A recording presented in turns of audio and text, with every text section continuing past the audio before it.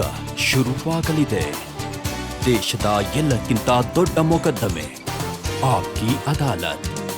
ರಜತ್ ಶರ್ಮಾ ಜೊತೆ. ನಮಸ್ಕಾರ, ಆಪ್ಕಿ ಅದಾಲತ್ಗೆ ನಿಮಗೆ ಸ್ವಾಗತ. ಆಪ್ಕಿ ಅದಾಲತ್ನಲ್ಲಿ ಇವತ್ತು ನಾವು ಹಾಜರುಪಡಿಸ್ತಾ ಇದ್ದೇವೆ ಕಾಂಗ್ರೆಸ್ ಪಾರ್ಟಿಯ ಒಬ್ಬ ಯುವ ಮತ್ತು ಡೈನಾಮಿಕ್ ನಾಯಕರನ್ನ. ಎಂಥ ನಾಯಕ ಅಂದ್ರೆ ಅವರು ವಿವಾದಗಳಿಂದ ದೂರ ಇರ್ತಾರೆ, ಆದ್ರೆ ಯಾವಾಗ ಅವರು ಮಾತಾಡ್ತಾರೋ ಆಗ ತುಂಬಾ ಚುರುಕಾಗಿ ಕಾಣಿಸ್ತಾರೆ. ಪ್ಲೀಸ್ ವೆಲ್ಕಮ್ ಲೋಕಸಭೆಯಲ್ಲಿ ಕಾಂಗ್ರೆಸ್ ಪಾರ್ಟಿಯ chief whip, member of parliament Jyotiraditya Scindia.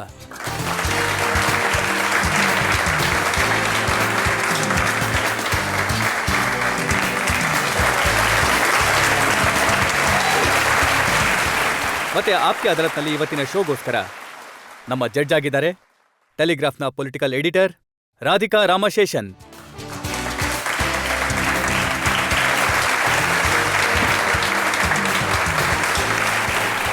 ಮತ್ತೆ ಇವತ್ತಿನ ಮೊಕದ್ದಮೆ ಶುರು ಮಾಡೋದಕ್ಕಿಂತ ಮುಂಚೆ, ಪ್ರಶ್ನೆಗಳು ಆರೋಪಗಳ ಸರಣಿ ಶುರು ಮಾಡೋದಕ್ಕಿಂತ ಮುಂಚೆ ಇವತ್ತಿನ ಜಡ್ಜ್ ರಾಧಿಕಾ ರಾಮಶೇಷನ್ ಅವರ ಒಪ್ಪಿಗೆ ಕೇಳೋಣ ಇವತ್ತಿನ ವಿಚಾರಣೆ ಶುರು ಮಾಡೋದಕ್ಕೆ.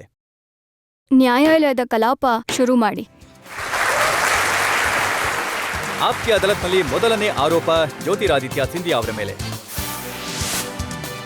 ಆಪ್ಕಿ ಅದಾಲತ್ನಲ್ಲಿ ಕಾಂಗ್ರೆಸ್ ಲೀಡರ್ ಜ್ಯೋತಿರಾದಿತ್ಯ ಸಿಂಧಿಯಾ ಮೇಲೆ ಇರುವ ಆರೋಪ, ಇವರಿಗೆ ಸೋಲನ್ನ ಜೀರ್ಣಿಸಿಕೊಳ್ಳೋದಕ್ಕಾಗಲ್ಲ. ಟೈಮ್ ಮ್ಯಾಗಝಿನ್ನಲ್ಲಿ ಬರಾಕ್ ಒಬಾಮಾ ಬರೆದಿದ್ದಾರೆ ನರೇಂದ್ರ ಮೋದಿ ಅವರ ಬಗ್ಗೆ. ಬಾಲ್ಯದಲ್ಲಿ ಮೋದಿ ಅವರು ಕುಟುಂಬ ನಡೆಸೋದಕ್ಕೋಸ್ಕರ ಅವರ ತಂದೆ ಜೊತೆ ಚಹಾ ಮಾರಿದ್ರು. ಅವರ ಜೀವನದ ಕತೆ ಬಡತನದಿಂದ ಪಿಎಂವರೆಗೆ ಭಾರತ ಮುಂದೆ ಬಂದಿರೋ ಸಾಧ್ಯತೆಯನ್ನ ತೋರಿಸುತ್ತೆ. ಅವರ ಹತ್ತಿರ ಬಡತನ ಕಡಿಮೆ ಮಾಡೋದಕ್ಕೆ, ಶಿಕ್ಷಣನ ವಿಸ್ತಾರ ಮಾಡೋದಕ್ಕೆ, ಮಹಿಳೆಯರ ಸಬಲೀಕರಣಕ್ಕೆ ದೂರದೃಷ್ಟಿ ಯೋಚನೆ ಇದೆ ಅಂತ. ಆದ್ರೆ ಕಾಂಗ್ರೆಸ್ಗೆ ಚಹಾ ಮಾರೋರ್ನ ಸಹಿಸ್ಕೊಳಕ್ಕೆ ಆಗ್ತಿಲ್ಲ. ಪ್ರಜಾಪ್ರಭುತ್ವದ ಈ ಉತ್ಸವ ಚುನಾವಣೆ ಆಗಿರುತ್ತೆ ರಜತ್ಜಿ. ಮತ್ತೆ ನಾನು ಅಂದ್ಕೋತೀನಿ ಏನಂದ್ರೆ ಪ್ರಪಂಚದ ಎಲ್ಲದಕ್ಕಿಂತ ದೊಡ್ಡ ಪ್ರಜಾಪ್ರಭುತ್ವ ಆಗಿರೋ ಕಾರಣ ಭಾರತದ ಅಡಿಪಾಯ ಮತ್ತೆ ಭಾರತದ ವೈಶಿಷ್ಟ್ಯತೆ ನಮ್ಮ ಮತದ ಅಧಿಕಾರದ ಆಧಾರದ ಮೇಲೆ ಆಗುತ್ತೆ. ಮತ್ತೆ ಯಾರೇ ಈ ಚುನಾವಣಾ ಯುದ್ಧದಿಂದ ಚುನಾಯಿತರಾಗಿ ಬರ್ತಾರೋ ಅವರು ಭಾರತದ ಇಚ್ಛೆಯ ಅನುಸಾರವಾಗಿ ಬರ್ತಾರೆ. 1 ವರ್ಷ ಆಗೋಗಿದೆ, ಆದರೆ 1 ವರ್ಷದ ಅಧಿಕಾರಾವಧಿ ಏನಿದೆ ನಾನು ಅಂದ್ಕೊಳ್ಳಲ್ಲ ಅದು ತೃಪ್ತಿದಾಯಕವಾಗಿದೆ ಅಂತ. ಆದರೆ ಇದ್ರ ಮೇಲೆ ಖಂಡಿತ ನಾವುಗಳು ವಿಶ್ಲೇಷಣೆ ಮಾಡ್ತೀವಿ. ಸೋಲೆ ಆಗಿರುತ್ತೆ, ಗೆಲುವೇ ಆಗಿರುತ್ತೆ. ಬರೋದು ಹೋಗೋದು, ಅಧಿಕಾರದಲ್ಲಿ ಇರೋದು, ಅಧಿಕಾರದಲ್ಲಿ ಇರದೇ ಇರೋದು, ಏರಿಳಿತಗಳು, ಇದು ಕೇವಲ ಯಾವುದೇ ರಾಜಕೀಯ ಪಕ್ಷಕ್ಕಷ್ಟೇ ಅಲ್ಲ. ಆದ್ರೆ ನಾನು ಅಂದ್ಕೋತೀನಿ ಪ್ರತಿ ವ್ಯಕ್ತಿ ಜೀವನದಲ್ಲೂ ಬರುತ್ತೆ. ಆದ್ರೆ ಹೇಗೆ ಆ ಏರೋದ್ರಲ್ಲಿ ನೀವು ಅಹಂಕಾರ ಪಡಬಾರ್ದು ಮತ್ತು ಹೇಗೆ ಆ ಇಳಿತದಲ್ಲಿ ನೀವು ವಿಶ್ವಾಸ ಕಳ್ಕೋಬಾರ್ದು. ಆದ್ರೆ ಮತ್ತೊಮ್ಮೆ ಕಷ್ಟ, ಪರಿಶ್ರಮ ಮತ್ತೆ ತಮ್ಮ ಪರಿಶ್ರಮದ ಆಧಾರದ ಮೇಲೆ ಬರೋ ಧೈರ್ಯ ಇಟ್ಕೋಬೇಕು. ಇದು ವ್ಯಕ್ತಿ ಅಥವಾ ಪಕ್ಷ ಅಥವಾ ಯಾವುದೇ ಸಂಘಟನೆಗೆ ಎಲ್ಲದಕ್ಕಿಂತ ಮುಖ್ಯವಾದ ಟೆಸ್ಟ್ ಆಗಿರುತ್ತೆ. ನೋಡಿ, ನಾನು ನಿಮ್ಗೆ ಉದಾಹರಣೆ ಕೊಟ್ಟು ಹೇಳ್ತೀನಿ. ಈ ಎಕೋನಮಿಸ್ಟ್ ಮ್ಯಾಗಝಿನ್ ಇದೆಯಲ್ಲ, ಪ್ರಪಂಚದ ದೊಡ್ಡ ಮ್ಯಾಗಝಿನ್ ಇದು. ಅವರು ಬರ್ದಿದ್ದಾರೆ ಭಾರತದ ಆರ್ಥಿಕತೆ ಬಹಳಷ್ಟು ಸ್ಥಿರವಾಗಿದೆ ಅಂತ. ನರೇಂದ್ರ ಮೋದಿ ಅವರ ಸರ್ಕಾರ ನೀತಿಯುತ ನಿರ್ಧಾರಗಳನ್ನ ತಗೊಳ್ತು. ಅದರಿಂದ ಹಣದುಬ್ಬರ ಕಡಿಮೆಯಾಯಿತು, ಬಡ್ಡಿ ದರಗಳು ಕಡಿಮೆಯಾಯಿತು, ರೂಪಾಯಿಯ ದರದಲ್ಲಿ ಸ್ಥಿರತೆ ಬಂತು, ಸರ್ಕಾರಿ ಖಜಾನೆ ಮತ್ತು ಚಾಲ್ತಿ ಖಾತೆ ಮತ್ತು ನಷ್ಟ ನಿಯಂತ್ರಣ ಆಯಿತು. ಈ ಸುಧಾರಣೆಗಳಿಂದ ನಿರೀಕ್ಷೆ ಏನು ಅಂತಂದ್ರೆ ಭಾರತ 7.5% ಅಭಿವೃದ್ಧಿ ದರದ ಜೊತೆ ಚೈನಾನ ಹಿಂದೆ ಹಾಕ್ಬಿಡುತ್ತೆ ಅಂತ. ಆದ್ರೆ ರಾಹುಲ್ ಗಾಂಧಿ ಹೇಳ್ತಾ ಇದ್ದಾರೆ 10ರಲ್ಲಿ 0. ಇವ್ರು ಏನೂ ಮಾಡೇ ಇಲ್ಲ ಅಂತಾರೆ. ಆದ್ರೆ ಸತ್ಯ ಇದೇನೆ ರಜಚ್ಚಿ. ಒಂದ್ ವೇಳೆ ನೀವು ನೋಡಿದ್ರೆ ಘೋಷಣೆ ಏನ್ ಘೋಷಣೆ ಹೇಳಿದ್ರು ಅಚ್ಚೆ ದಿನ ಅಂತ. ಈಗ ನಿಮ್ಮ ಜೊತೆ ಇಲ್ಲಿ ಕೂತ್ಕೊಂಡಿರೋ ನಮ್ಮ ಪ್ರಜಾಪ್ರಭುತ್ವದ ದೊಡ್ಡ ಆಸ್ತಿ ಇಲ್ಲಿದ್ದಾರೆ. ಇವರಿಗೆ ಕೇಳಿ ಯಾರಿಗ್ ಒಳ್ಳೆ ದಿನ ಬಂದಿದೆ ಅಂತ. ಇವತ್ತು ರೈತರಿಗೆ ಒಳ್ಳೆ ದಿನ ಬಂದಿದ್ಯಾ? ರೈತರ ಪರಿಸ್ಥಿತಿ ನೋಡಿ. ನಿಮ್ಗೆ ಬೆಂಬಲ ಬೆಲೆಲಿ ಅಭಿವೃದ್ಧಿ ಸಿಗ್ಲಿಲ್ಲ, ಇನ್ನೇನು ಬೋನಸ್ನ ಪ್ರಕ್ರಿಯೆ ಇರ್ತಿತ್ತೋ. ಸರ್, ಭಾರತ ಸರ್ಕಾರದ ಒಂದು ಪತ್ರದಿಂದ ಪ್ರತಿ ರೈತನಿಗೆ ಏನು 150 ರೂಪಾಯಿ ಪ್ರತಿ ಕ್ವಿಂಟಾಲ್ಗೆ ಸಿಕ್ತಿತ್ತೋ ಆ ಬೋನಸ್ನ ಪ್ರಕ್ರಿಯೆನ ನಿಲ್ಲಿಸ್ಬಿಟ್ರು. ಗೊಬ್ಬರ ಸಿಗ್ಲಿಲ್ಲ, ಆದ್ರೆ ಲಾಟಿ ಏಟ್ಗಳು ಸಿಕ್ಕಿದ್ವು ಆಡಳಿತ ವರ್ಗದಿಂದ. ಮಂಡಿಗಳಿಂದ ಸ್ಟಾಕ್ ಲಿಫ್ಟ್ ಆಗ್ತಾ ಇಲ್ಲ. ಮತ್ತೆ ಇನ್ನೀವು ಬಿಟ್ಟೇ ಬಿಡಿ, ಅನಾವೃಷ್ಟಿ ಅತಿವೃಷ್ಟಿ ನಂತರ ಪರಿಹಾರ ಸಿಕ್ತಿಲ್ಲ. ಹೇಳ್ತಿದ್ದಾರೆ ಏನಂದ್ರೆ ಸ್ಟೇಟ್ ಡಿಸಾಸ್ಟರ್ ರಿಲೀಫ್ ಫಂಡ್, ಅಲ್ಲಿಂದ ದುಡ್ಡು ಬರ್ಲಿ ಆಮೇಲೆ ಯೋಚನೆ ಮಾಡ್ತೀವಿ ಅಂತ. ನಮ್ ಸಮಯದಲ್ಲೂ ಬರಗಾಲ ಬಂದಿತ್ತು, ನಮ್ ಸಮಯದಲ್ಲೂ ಅನಾವೃಷ್ಟಿ ಅತಿವೃಷ್ಟಿ ಆಗಿತ್ತು. ಆದ್ರೆ ಸರ್ಕಾರದ ಖಜಾನೆನ ರೈತರಿಗೋಸ್ಕರ ತೆರೆದಿದ್ವಿ. ಮತ್ತೆ ಅದಾದ್ಮೇಲೆ ಇನ್ನು ಬೇರೆ ವಿಷಯ ಬಿಟ್ಬಿಡಿ, ಆದ್ರೆ ಜಮೀನಿನ ಮೇಲೆ ಏನು ನಮ್ಮ ರೈತರ ಕಾಲುಗಳಿದಾವೆ ಆ ಜಮೀನನ್ ಕೂಡ ಕಬಳಿಸೋಂತ ಕಸರತ್ತೀಗ ಶುರು ಆಗೋಗಿದೆ ಭೂಸ್ವಾಧೀನ ಕಾಯ್ದೆ ಆಧಾರದ ಮೇಲೆ. ಹಾಗಾಗಿ ರೈತನಿಗೆ ಎಲ್ಲಿ ನೀವು ಒಂದ್ ಕಡೆಯಿಂದ ಕತ್ತು ಹಿಸುಕ್ತಿದ್ದೀರೋ ಇನ್ನೊಂದು ಕಡೆಯಿಂದ ಅವನಿಗಿರೋ ಒಂದೇ ಒಂದು ಆಸ್ತಿನ ಕಿತ್ಕೊಂಡು ಹೋಗ್ತಿದ್ದೀರಾ. ನೀವು ಪ್ರತಿದಿನ ಹೇಳ್ತೀರಾ ರೈತರ ಜಮೀನನ್ನ ಕಿತ್ಕೊಂಡು ಉದ್ಯಮಿಗಳಿಗೆ ಕೊಡ್ತಿದ್ದಾರೆ ಅಂತ. 30ನೇ ಆಗಸ್ಟ್ 2008ರ ಟೈಮ್ಸ್ ಆಫ್ ಇಂಡಿಯಾ ಇದು. ನಿಮ್ಮದೇ ಸರ್ಕಾರ ಇತ್ತು, 4 ವರ್ಷ ಆಗಿತ್ತು ಸರ್ಕಾರ ಆಗಿ. ಹರಿಯಾಣದ ಜಜ್ಜರ್ನಲ್ಲಿ 25,000 ಎಕರೆ ಜಮೀನು. ಅದರ ಬೆಲೆ 40,000 ಕೋಟಿ ಇದೆ. ಅದನ್ನ ರೈತರಿಂದ ಕಿತ್ಕೊಂಡು ಉದ್ಯಮಿಗಳಿಗೆ ಕೊಟ್ರು. ಮಹಾರಾಷ್ಟ್ರದ ರಾಯಗಢ್ನಲ್ಲಿ 10,000 ಎಕರೆ ಜಮೀನು ಇನ್ನೊಬ್ಬ ಉದ್ಯಮಿ ಕೊಟ್ಟುಬಿಟ್ರು, 30,000 ಕೋಟಿ ಜಮೀನು. ಒಡಿಶಾದಲ್ಲಿ 8,000 ಎಕರೆ ಜಮೀನು 40,000 ಕೋಟಿ ಬೆಲೆ ಏನಿದೆಯೋ ಅದನ್ನ ಮಿತ್ತಲ್ ಸಾಬ್ಗೆ ಕೊಟ್ಟುಬಿಟ್ರು. ನೀವು ರೈತರಿಂದ ಜಮೀನ್ ತಗೊಂಡು ಉದ್ಯಮಿಗಳಿಗೆ ಕೊಡ್ತಿದ್ರಿ, ಮತ್ತೆ ಇವತ್ತು ಅವರ ಹಿತೈಷಿ ಆಗ್ತಿದ್ದೀರಾ. ನೀವ್ ಈ ಪ್ರಶ್ನೆ ಕೇಳಿದಿಕ್ ನಂಗೆ ತುಂಬಾ ಖುಷಿ ನನಗೂ ಆಯ್ತು. ತುಂಬಾ ಖುಷಿ ಆಯ್ತು. ನೀವು ನನಗೆ ತುಂಬಾ ಖುಷಿ ಆಯ್ತು. ಆದ್ರೆ ಇದ್ರಲ್ಲಿ ಇನ್ನೊಂದ್ ಸ್ವಲ್ಪ ನಾನು ಗೌರವಪೂರ್ವಕವಾಗಿ ಪೂರ್ತಿ ವಿಷಯ ಕೇಳಿಸ್ಕೊಳ್ಳಿ. ಹಾಜಿ ಖಂಡಿತ ಈ ಎಷ್ಟೆಲ್ಲ ಪ್ರಾಜೆಕ್ಟ್ಸ್ ಇವೆ, ಇವುಗಳ ಕಂಬೈನ್ಡ್ ಜಮೀನಿತ್ತು 92,000 ಎಕರೆಗಳು. ಮುಂಬೈನ ಅರ್ಧ ಸೈಜ್. ಈ ಜಮೀನಿನ ಪ್ರಭಾವ 5 ಲಕ್ಷ ರೈತರ ಮೇಲೆ ಬೀರ್ತು. 5 ಲಕ್ಷ ರೈತರ ಜಮೀನ ತಗೊಂಡು ಉದ್ಯಮಿಗಳಿಗೆ ಕೊಟ್ರು. ಆಗ ನಿಮ್ಗೆ ನೆನಪಿಗೆ ಬರ್ಲಿಲ್ವಾ ಸರ್ಕಾರ ಉದ್ಯಮಿಗಳದ್ದಾಗಿದ್ಯಾ ಅಥವಾ ರೈತರದ್ದಾಗಿದ್ಯಾ ಅಂತ? ಆಗ್ಲೇ ನಾನು ಹೇಳಿದ್ನಲ್ಲ ರಜಚ್ಚಿ, ನನಗೆ ತುಂಬಾ ಖುಷಿ ಆಯ್ತು ನೀವು ಈ ಪ್ರಶ್ನೆನ ನನಗೂ ಕೇಳಿದ್ದು. ತುಂಬಾ ಖುಷಿ ಆಯ್ತು. ಆದ್ರೆ ಏನಂದ್ರೆ ನಾನು ಇದ್ರಲ್ಲಿ- ನಿಮ್ಮ ಹತ್ರ ಈ ಪ್ರಶ್ನೆ ಕೇಳಿದೆ. ಸರಿ ಬನ್ನಿ, ಇಬ್ರು ಖುಷಿಯಾಗಿದ್ದೀವಿ. ಆದ್ರೆ ಇದರಲ್ಲಿ ನೀವು ಒಂದು ಡೇಟಾ ಪಾಯಿಂಟ್ ಮರ್ತ್ ಹೋದ್ರಿ. ಏನಂದ್ರೆ ಗುಜರಾತಲ್ಲಿ ಎಷ್ಟು ಜಮೀನ್ ತಗೊಂಡಿದ್ದಾರೆ ಉದ್ಯಮಿಗಳಿಗೆ ಕೊಡೋಕೋಸ್ಕರ. ಅದನ್ನು ನಿಮ್ಗೆ ಹೇಳ್ಬಿಡ್ತೀನಿ. ನಾನು ಅದನ್ನು ಹೇಳ್ಬಿಡ್ತೀನಿ ನಿಮ್ಗೆ. ಆದ್ರೆ ನೀವು ಈ ಪಾಯಿಂಟ್ ಯಾಕೆ ಮಿಸ್ ಮಾಡಿದ್ರಿ? ನೀವು ಪ್ರಶ್ನೆ ಕೇಳೋ ನನಗೆ ಸಮಯದಲ್ಲಿ ಗೊತ್ತಿತ್ತು.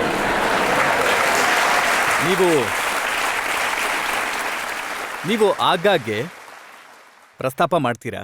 ರಾಹುಲ್ ಗಾಂಧಿ ತಮ್ಮ ಪ್ರತಿ ಸ್ಪೀಚ್ನಲ್ಲಿ ಅದಾನಿ ಅವರ ಹೆಸರು ಹೇಳ್ತಾರೆ. ನಾನು ಯಾರ ಹೆಸರು ಹೇಳ್ತಾ ಇಲ್ಲ, ನಾನು ನಿಮ್ಗೆ ರಾಜ್ಯದ ಹೆಸರು ಹೇಳ್ದೆ ಅಷ್ಟೇ. ಆ ರಾಜ್ಯದ ಉದ್ಯಮಿಯಾಗಿದ್ದಾರೆ ಅದಾನಿ. ಅವರ ಹೆಸರನ್ನ ರಾಹುಲ್ ಗಾಂಧಿ ತಮ್ಮ ಸ್ಪೀಚ್ನಲ್ಲಿ ಹೇಳ್ತಾನೆ ಬಂದಿದ್ದಾರೆ. ಗುಜರಾತಲ್ಲಿ ಅಮರ್ ಸಿಂಗ್ ಚೌಧರಿ ಅವರು ಮುಖ್ಯಮಂತ್ರಿಯಾಗಿದ್ರು. ಅವರು ಅದಾನಿಗೆ 25 ಪೈಸೆ ಪರ್ ಸ್ಕ್ವೇರ್ ಮೀಟರ್ನ ರೇಟ್ನಲ್ಲಿ ಜಮೀನ್ ಕೊಟ್ರು. ಆದ್ರೆ ಈಗ್ಲೂ ನೀವು ನನ್ನ ಪ್ರಶ್ನೆಗೆ ಯಾಕೆ ಉತ್ತರ ಕೊಡ್ತಿಲ್ಲ? ಪ್ರಶ್ನೆಗಂತೂ ಆದ್ರೆ ಉತ್ತರನ ನೀವು- ಇವತ್ತು ನೀವು ಕೊಡ್ಬೇಕಾಗಿದೆ, ಇಲ್ಲ, ನಾನು ಇಲ್ಲ. ಉತ್ತರ ಕೊಡ್ಬೇಕಾಗಿದೆ. ಆದ್ರೆ ಇದರಲ್ಲಿ ಗುಜರಾತ್ ಇಲ್ಲ, ಫಿಗರ್ ಇರುತ್ತೆ ನೋಡಿ ನೀವು ಇಲ್ವಾ? ಒಂದ್ ವೇಳೆ ಅಲ್ಲ ನೀವು ಒಂದ್ ವೇಳೆ ನನ್ನ ನೀವು ಪ್ರಶ್ನೆಗೆ ಪ್ರಶ್ನೆಯಿಂದ ಉತ್ತರ ಓಡ್ ಹೋಗೋದಕ್ಕೆ ನಾನು ಪ್ರಯತ್ನ ಖಂಡಿತ ಉತ್ತರ ಮಾಡ್ತಿದ್ದೀರಾ ಕೊಡ್ತೀನಿ. ಅಂತಂದ್ರೆ ನಾನು ನಾನು ಹೇಳ್ತಿದ್ದೀನಿ, ಓಡ್ ಹೋಗೋದಕ್ಕೆ ನಾನೇನ್ ಬಿಡಲ್ಲ. ಪ್ರಶ್ನೆಯಿಂದ ನಾನು ಓಡ್ ನಿಮ್ಮನ್ನ ಹೋಗ್ತಿಲ್ಲ. ಓಡ್ ಹೋಗಕ್ ಬಿಡಲ್ಲ.